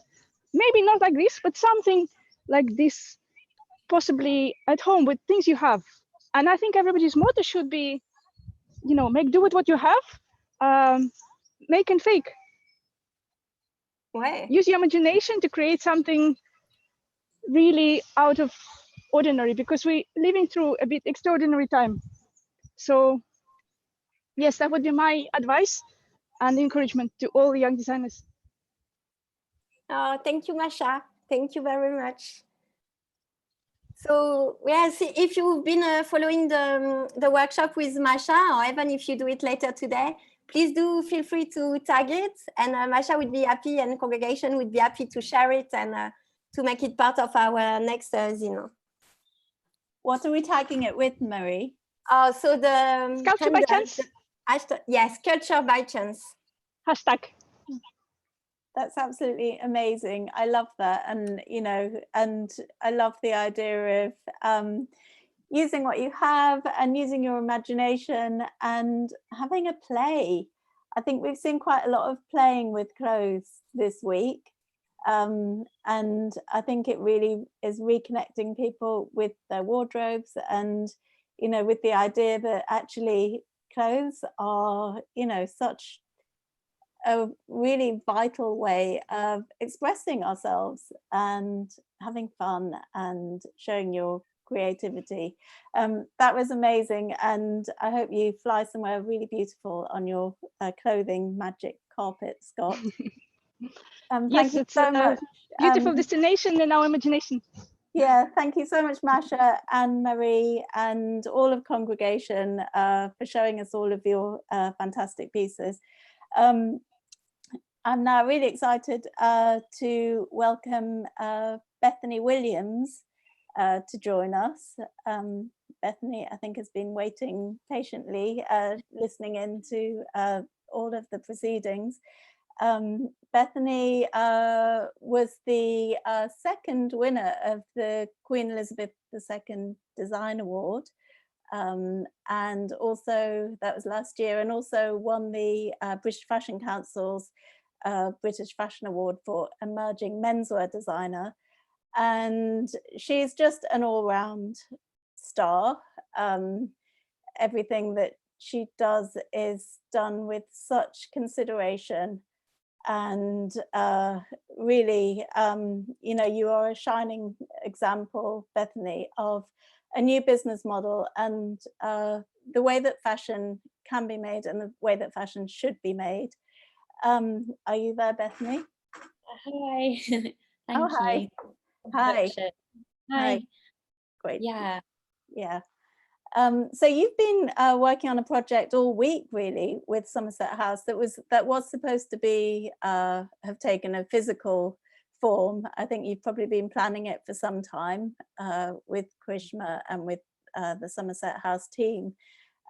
Can you tell us a little bit about the project that you've been doing and the making the flag project for Earth Day? Yeah, so thank you for having me. Yeah, so we were commissioned to do the flag for Somerset House and to also kind of like take over the courtyard. But that's obviously been postponed until later in the summer, or when we're allowed to socialise again. But the whole project was around kind of bringing people together in the Somerset House space.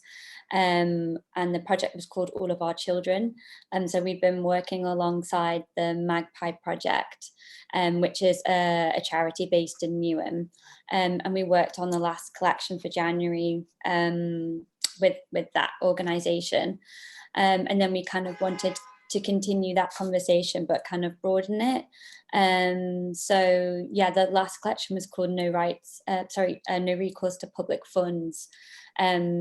So we were working with a specific group in Newham, which has the largest number of homeless families in the UK. And that borough of London has 1 in 11 children are homeless, and the same in Westminster, where Somerset House is based. And a lot of the people that use the women and families that work with Magpie, so they're a project that kind of help and support these families, and it's mothers within Newham that were worried about mothers in temporary accommodation, and they kind of set up a space for these families, for the children to come and play in a safe environment, because that housing is actually not legislated or regulated, that these people live within, and you know, they're vastly moved a lot of times through different boroughs, and it's families that are living on £34 a week that don't have access to any funding, the NHS. So, and I think with COVID right now, it's really shown how vulnerable these people are. You know, and even some people have rights to recourse they don't have rights to recourse of public funds, but have rights to reside in the UK. So then people that are our key workers, you know, within social care, will have to work if they're ill, because they don't have access to universal credit and they don't have access to NHS. So yeah, and I think as of this week, the Mayor of London has written a press release about no rights to recourse to have action through the government, and also this kind of law has been taken to the higher court. So I think hopefully out of this horrible situation there might be some light. But yeah, so that's kind of where we were working with, and kind of a lot of the families, when we were speaking to Jane, the founder, a lot of the families had been told when they'd gone to you know, like gone to the council, like, these children don't belong to us, they're not our country's children. So kind of this was talking about owning all of our children, but also kind of thinking about, you know, our next generation and our previous generation, and like what messages we'd want to leave to our future generation.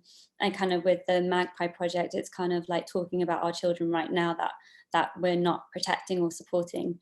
And I think, yeah, so I think, yeah, with COVID, I think it's quite interesting because on the 27th of March, you know, the government told all of the councils that anyone homeless needs to be housed because they are a health risk to us, you know, to us as the UK. So I think it's kind of showing us that we're all connected and that we all need to look after each other. And yeah, I've this week watched a really amazing talk by Kate McIntosh, the architect, who's 83. And I think she was one of the head of Lambeth Council Architects when she was 27. And she was just really amazing, kind of gave a lot of facts and figures behind that. And, you know, how councils in London, their budgets have been cut by 30%. And yet they've been asked to house all of these people from the 27th. And I think like now all of these people have been housed. What is the question after COVID? What happens to these people? You know, are we going to tell families that they're now having to be dehoused? Like, yeah, I think it's just a really interesting time for politics. But yeah, it is really highlighting the idea that we must take responsibility for each other. We can't just, you know, think it's somebody else's problem. The same could be said as well, I think, for the garment workers.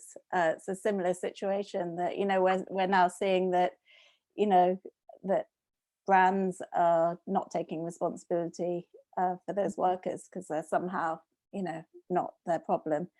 And that there seems to be a parallel there, I think, with the children that you're talking about, you know, that it's really shocking that people, you know, wouldn't see it as their responsibility. So the flag idea, tell us about the flag idea. Yeah, so the flag we were making from like recycled materials, but the idea was to kind of, it's titled All of Our Children, and we would have two flags. So one would be embroidered by the Magpie community, which would come to Somerset House and be the flag there. And then on the day we were going to invite people to come and, you know, partake and embroider messages to the next generation. And then that flag would go back to Magpie's flagpole. So we'd have two flags and like two celebrations. And we were kind of bringing the Magpie community to have lunch and to do activities and children play in the courtyard. Yeah, so it was just like kind of a celebration of the project. Yeah, and like it would have been really. What's really extraordinary about your work is the way that you get involved with a social or a charitable project, and you really somehow weave stories between the project, you know, what they're trying to achieve, their aims and ambitions, but also you weave that into a collection of clothing.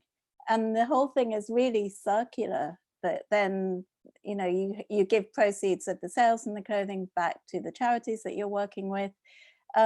It really is a very complex, but at the same time, you know, remarkably simple, and, you know, why doesn't everybody else do it idea. How did you come across this way of working? Was it something that you consciously planned? I think it was because I was at the time, like when I kind of, you know, I did fine art. I didn't do fashion for my BA, and I was working for the publication garage. So that was kind of like very much about bringing artists and fashion houses together and working on site-specific projects with galleries, or, you know, with shoots or films. And we'd always have like really unexpected outcomes because it was bringing people that have two different outlooks together.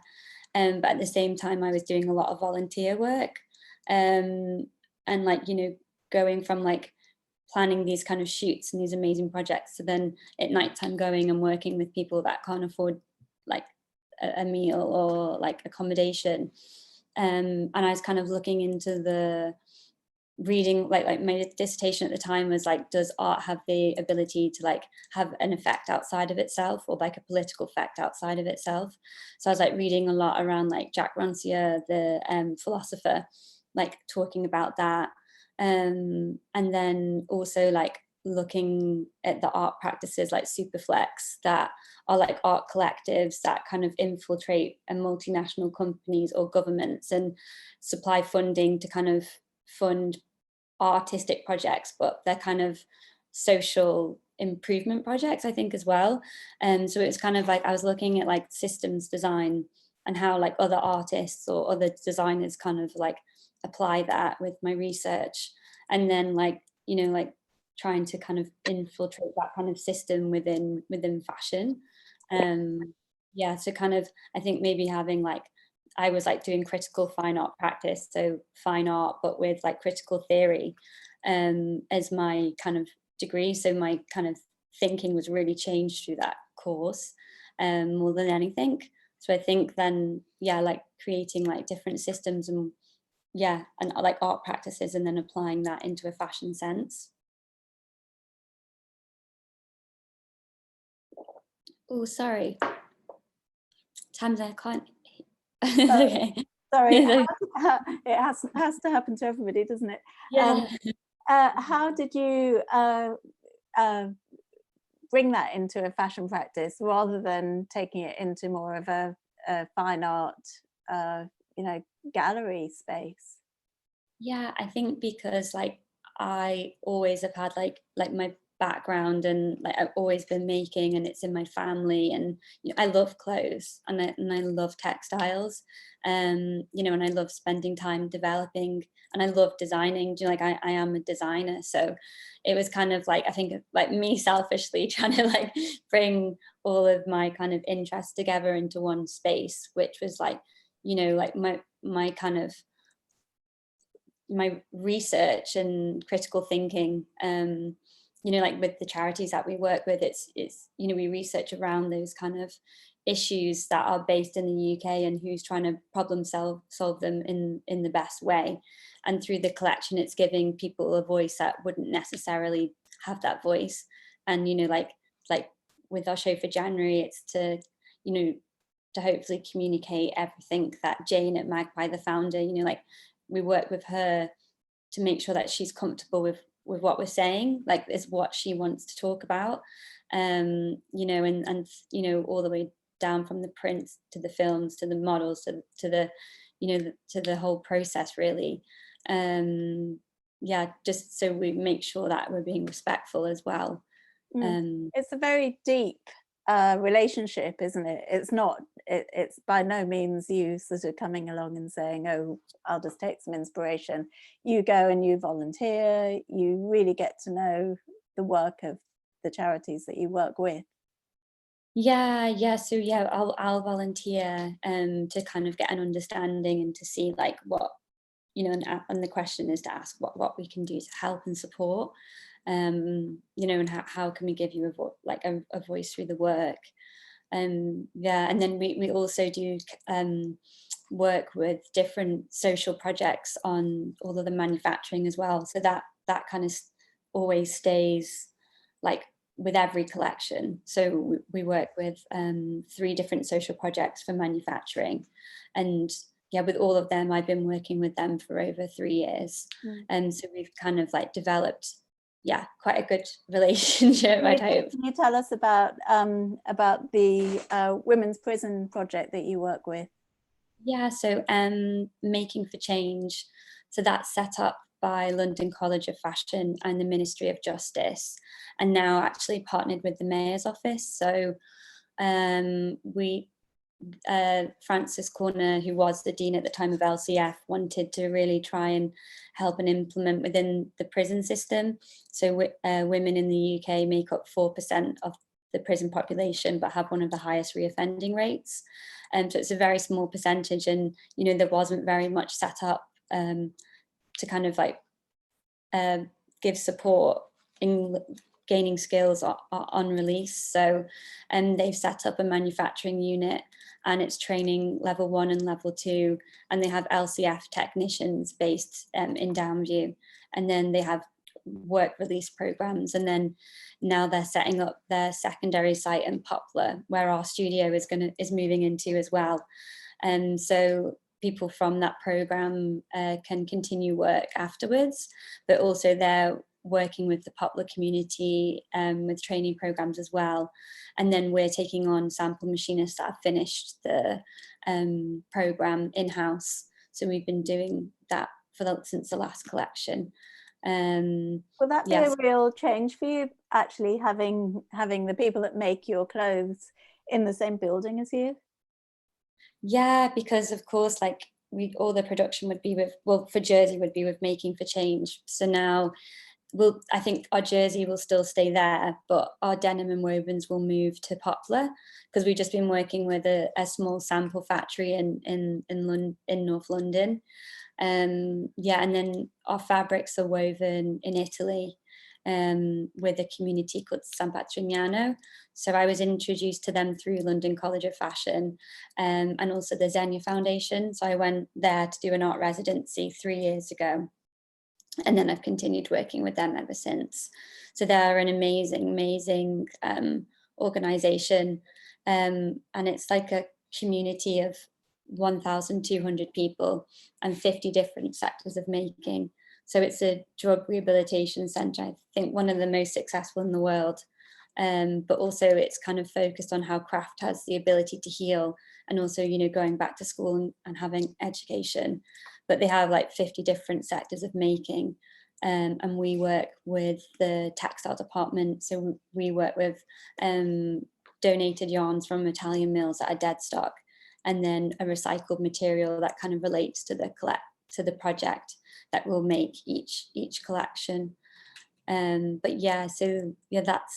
I haven't, like, it's been really exciting. Usually we'll go there to do the sampling. So I'm obviously not allowed to move at the minute. So yeah. What's amazing though about their work is that it's really exquisite, isn't it? I mean, the craftsmanship is absolutely beautiful. And I'm thinking particularly of the collection that you did when you wove waste paper from a book publisher into the fabrics. Yeah, I think the level of skill there is insane. So that their clients are like couture, so like Valentino, Chanel, Dior, like Xenia, like they it's I think it was amazing when I first went there, because also there's like a hand painted wallpaper, like screen printing, like leather bag making, there's so like farming, like cheese, like white, like it was so vast. I felt like, there was so much going on. You go there and it's like such a creative hub, and like a way of life as well. So it is amazing. Can you tell us a little about how you source the materials for your collections? Because you don't really use any virgin fibers at all, do you? Or is there a small percentage? Yeah, so we use recycled or organic. So we work with a textile supplier in Wales for the organic materials. And then, yeah, we source recycled materials. So we work with a number of recycling places, but our main one is in Kent, called Chris Kearney's Collections. So we'll kind of like work with them on, they sort, and we'll ask for specific things and then they'll sort that. But I think for the last collection, because we were kind of looking around like motherhood, like sisterhood, so and childhood, so we did a lot of research with the V&A Museum of Childhood and went through and looked through all the archives, and then also like we were kind of really influenced by the WI in Canning Town. So they do quilts, and they produce a quilt for every baby that's born into the Magpie charity. So we were kind of like looking at quilting and blankets and that, yeah, like all bedding, and so we were kind of sourcing blankets and quilts and making them into new clothes. And like we also sourced tents, and because we work with Chris Kearney's quite a lot, they'll kind of like tell us when they've had a weird request, and then so we had like glamping, like 25 glamping tents that needed donating, just the canvas, not the frame. So yeah, so we went in, well, Natalie, who works for me, went to get all of those from a farm, and now we've got them. Yeah, I saw those tents in your studio when they just arrived, and they were really filthy. So yeah. How do you go about cleaning all of this and and processing those raw materials before you can start making with them? Yeah, so we've been cleaning them. Yeah, but it's just been really hard. And they're made from a canvas material, aren't they? They're like bell tents made from canvas. Yeah, they're bell tents. But I think we were just like, oh, we'll just get them all, because before we were working from my house, and then we had the studios who were like, oh, amazing, we can start collecting loads of waste, and then it just mounts up and you're like, oh no, and like such a hoarder. But yeah, no, so yeah, it's getting everything cleaned, and then we work with all hand processes, so like screen printing, which we worked with auto print, which is run by a group of girls in Peckham. So they are in like Peckham Levels, which is like a car park. So they do all of our printing with like ecological inks. And then we've just done our first digital print, because the fixing for digital print is actually really bad for the environment when you wash it in your machine. But there's like this new process by Think Positive Prints where the fixing agent isn't toxic. It's like a neutral agent. So that's the first time we've ever done that. So we did that in this collection. And then we do hand embroidery, and then the hand woven textiles. And then our buttons are all handmade from a workshop in the Isle of Man where I'm from. So it's like a 2-day-a-week program for people wanting to try and get back to work and get confidence. So it's 2 days a week paid in a wood workshop. So they produce all of our buttons. And then yeah, we work with like recycled denim, yeah, like a lot, and then a lot of unpicking. And then tell us about the unpicking. I'm fascinated by your unpicking processes with denim. That in itself is a real craft, isn't it? Yeah, I think getting the time down for the unpicking is like over the years. And then I work with a girl called Natalie, but she's actually like, she's much more efficient than me now, so she's much quicker. But yeah, no, it does. I think like you have to put all of that time into the garments as well. So yeah, it is like a timely process. And then yeah, we do hand knitting as well. So that's long. What are your plans from here, Bethany? How do you move forward? I mean, obviously, we have this pause at the moment. Although I know you've been extremely busy during this time, but how do you see your business growing? Because I know it's not your mission in life to, you know, to become a big brand, to be selling lots of clothes. How do you move forward? So yeah, I think we're doing quite a lot of like site specific projects. So like this one with Somerset House is leading up till September, and then, you know, like looking to work with different galleries as well, and like institutions, and kind of working like site specifically with them, because the projects that we work on are site specific, you know, like within like the charitable organizations, and the research kind of stems from that area. But then, yeah, I think because I've kind of joined forces with Holly Fulton and Phoebe English and Cassette McCreary to set up the Emergency Designer Network. So we're kind of like, I've been doing I've had, my business has kind of been put on pause for a little bit, just because, yeah, we've kind of set that up just for an emergency for the time being, to help with the lack of PPE in the. So you're making, at the moment, you're making hospital scrubs. Yeah, so we're making hospital scrubs, and then we're moving on to try and do different PPE as well. That's more like, because we've kind of like got a system that makes scrubs, and then we're looking into different area which is needed as well. But yeah, I think it's like now there's 100 makers that we're working with, and we did the first week of production this week, so we made over 2,100 units in 1 week, and then next week I think it'll be, I think it's 3,000. So I think, wow, that's amazing. Oh, thank you. But I think it's just been amazing to kind of have everyone's response and everyone kind of getting involved. And then, yeah, we're trying to set up other routes as well. And then also a lot of people have been getting in contact with us to, like, they have PPE in the UK but haven't been able to get in touch with the Cabinet Office. So then we're kind of like distributing it as well. And connecting people to the right places in the NHS. So yeah, it's been a bit of a mental like 4 weeks. Well, I think it does give you hope to know that, you know, that you're on that, because if anybody can sort this out, it's you and Phoebe and Holly and the rest of the designers. Yeah, it's a really incredible initiative you're doing. So thank you from everybody for doing that. I have a couple of questions just before we end from our audience. There's a question here. Given that 2020 is such an important year for climate action, and thinking through the impact of COVID-19 too, what are the key changes you'd like to see in fashion moving forward?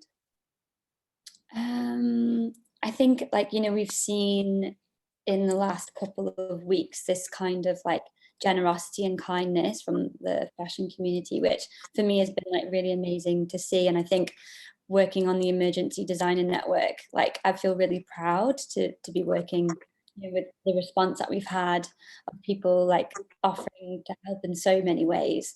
So I'm just really hoping that this kind of like way of thinking and this kind of kindness and generosity is like continued within people's business models, like moving forward.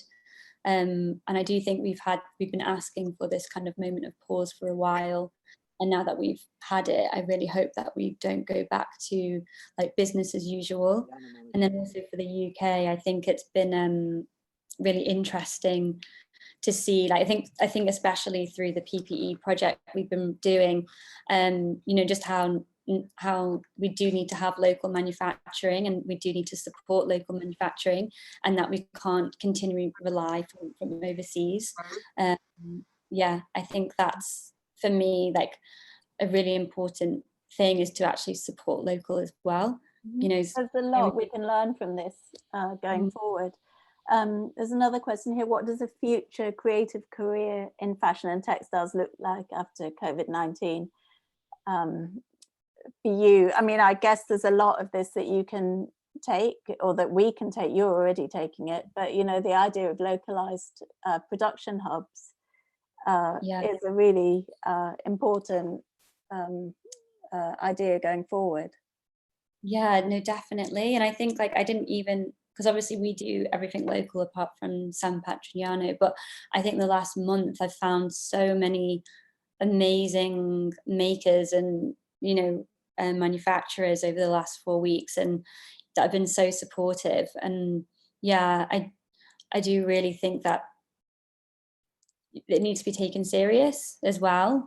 And I think for government to take it serious, that like local manufacturing is needed and needs to be supported. Yeah. And finally, before we're going to show a short clip actually of your film that you did with Magpie at the end of this, and actually we'll be showing the whole full length of the film on Somerset House website and on Fashion Revolution YouTube as well. But just another question, what advice would you give to young people who might be just graduating or job hunting in the creative sector? It's obviously very challenging times right now. Yeah, it's so challenging. I think it's so difficult, even for me who has I have a business, and it's a very difficult time for everyone. But I think I don't know, I think it's just, you know, finding something that you love and being passionate about it and trying to move forward with that. Like, you know, for me, it took me a really long time to even like be doing this full time. You know, like I worked in night shifts so long for 2-3 years after I graduated, you know, because this is what I really wanted to do. So it's not easy, but I think like you have to be positive and, you know, really believe in what you're doing and really love what you do. Because I think, especially within fashion, I think like even with doing the emergency designer thing, like everyone in fashion works really hard. I think especially designers and makers, you know, it's not 9 to 5. And I think I've really seen how quickly we could get things going with that emergency designer network, because everybody's so hardworking.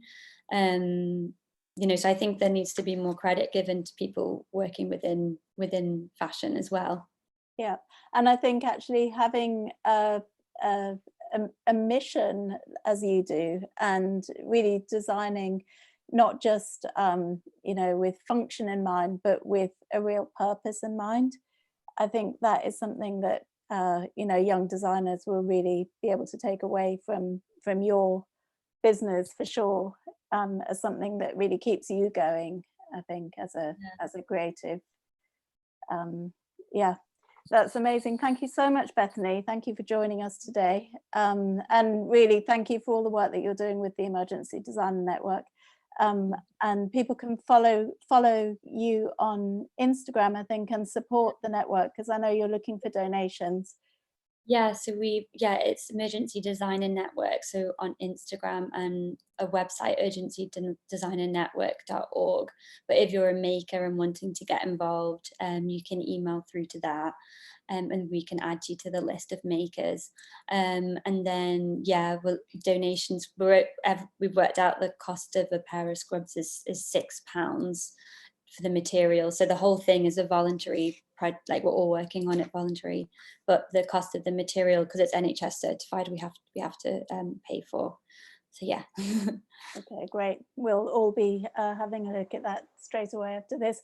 Thank you so much, Bethany. I'm gonna go over to Orsola now, who is going to do a few final words to wrap up what's been a really, really fascinating afternoon with some incredible design talent and wonderful creativity and ideas. Thank you all. And Orsola, are you there? I am. Here I am. Hi. It's amazing. I'm so sorry I had to quickly hop off for an Instagram live, but I will join hopefully droves of people that will also watch it on YouTube, because that's where it will live.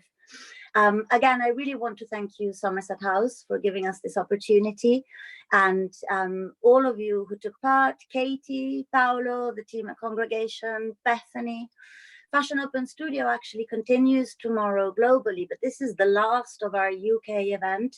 And so it's really my last opportunity to thank the team. So I'll take a second to thank you all. Mostly Tamsin for curating this year's program, as last year's and the year before, but this year's been really incredible.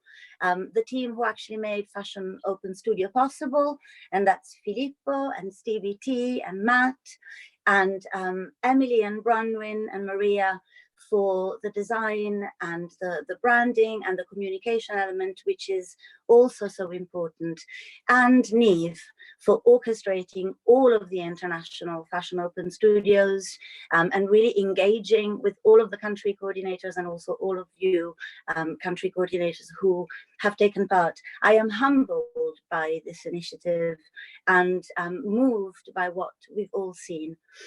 I hope that people will keep looking at the videos on YouTube and continue to be inspired, grow and learn. This is what we can all do right now, grow and learn. And I'm very proud that Fashion Revolution and Fashion Open Studio can be vehicle for you to continue on this process. So thank you very, very, very much. Thanks so much, Orsola. And I just realized that we forgot to show Bethany's film. So over to you, Somerset House. If we could, it would be a really lovely way to end.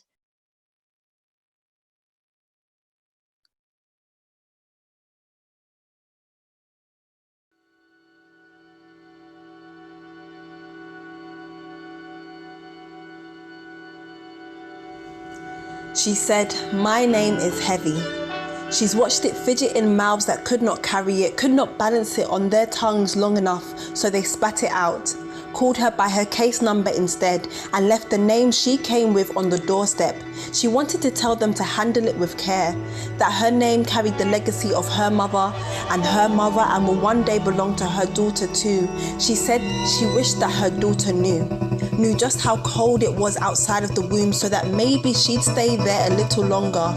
She promised to stretch her body, make enough room inside her belly for a child to grow and play and learn to walk, because she has found that this ground cracks under the slightest pressure. She has seen the earth open up and swallow innocent children whole, so how could she trust it to hold her own? She said she remembers the taste of home.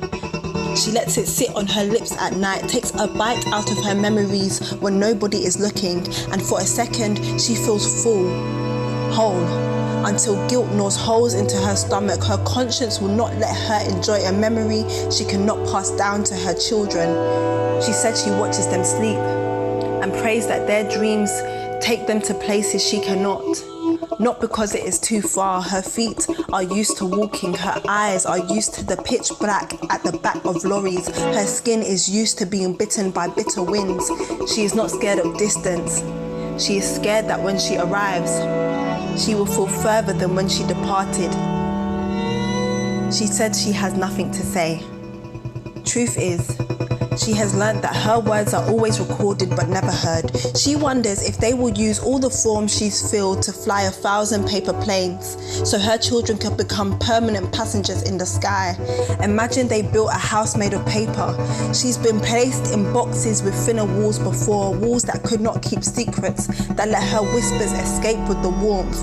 She said she has met many men in suits who have more questions for her than she has answers, but nobody has asked if she has eaten today or if she was okay. She said she is tired. These days she rarely uses pillows for sleep, but instead to catch her tears before they drop like missiles. She does not want an innocent child to get hit. They were never supposed to inherit her fears and her trauma, only her name. Her name is heavy. She says, I say, you are welcome. Every syllable of your name, all the shame and blame you have dragged for miles because nobody told you that this guilt does not belong to you. Every tear you have ever held back, the backpack breaking your back, carrier bags full of old broken promises and new hope, it is all welcome here. I say, I believe you. your story, your journey with all its twists and turns, the life twisting and turning inside your belly. No one has congratulated you yet.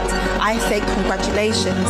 You are much more than a number. You are woman, you are mother, you are water, carrying life from one side of the riverbank to another. I say you are not alone.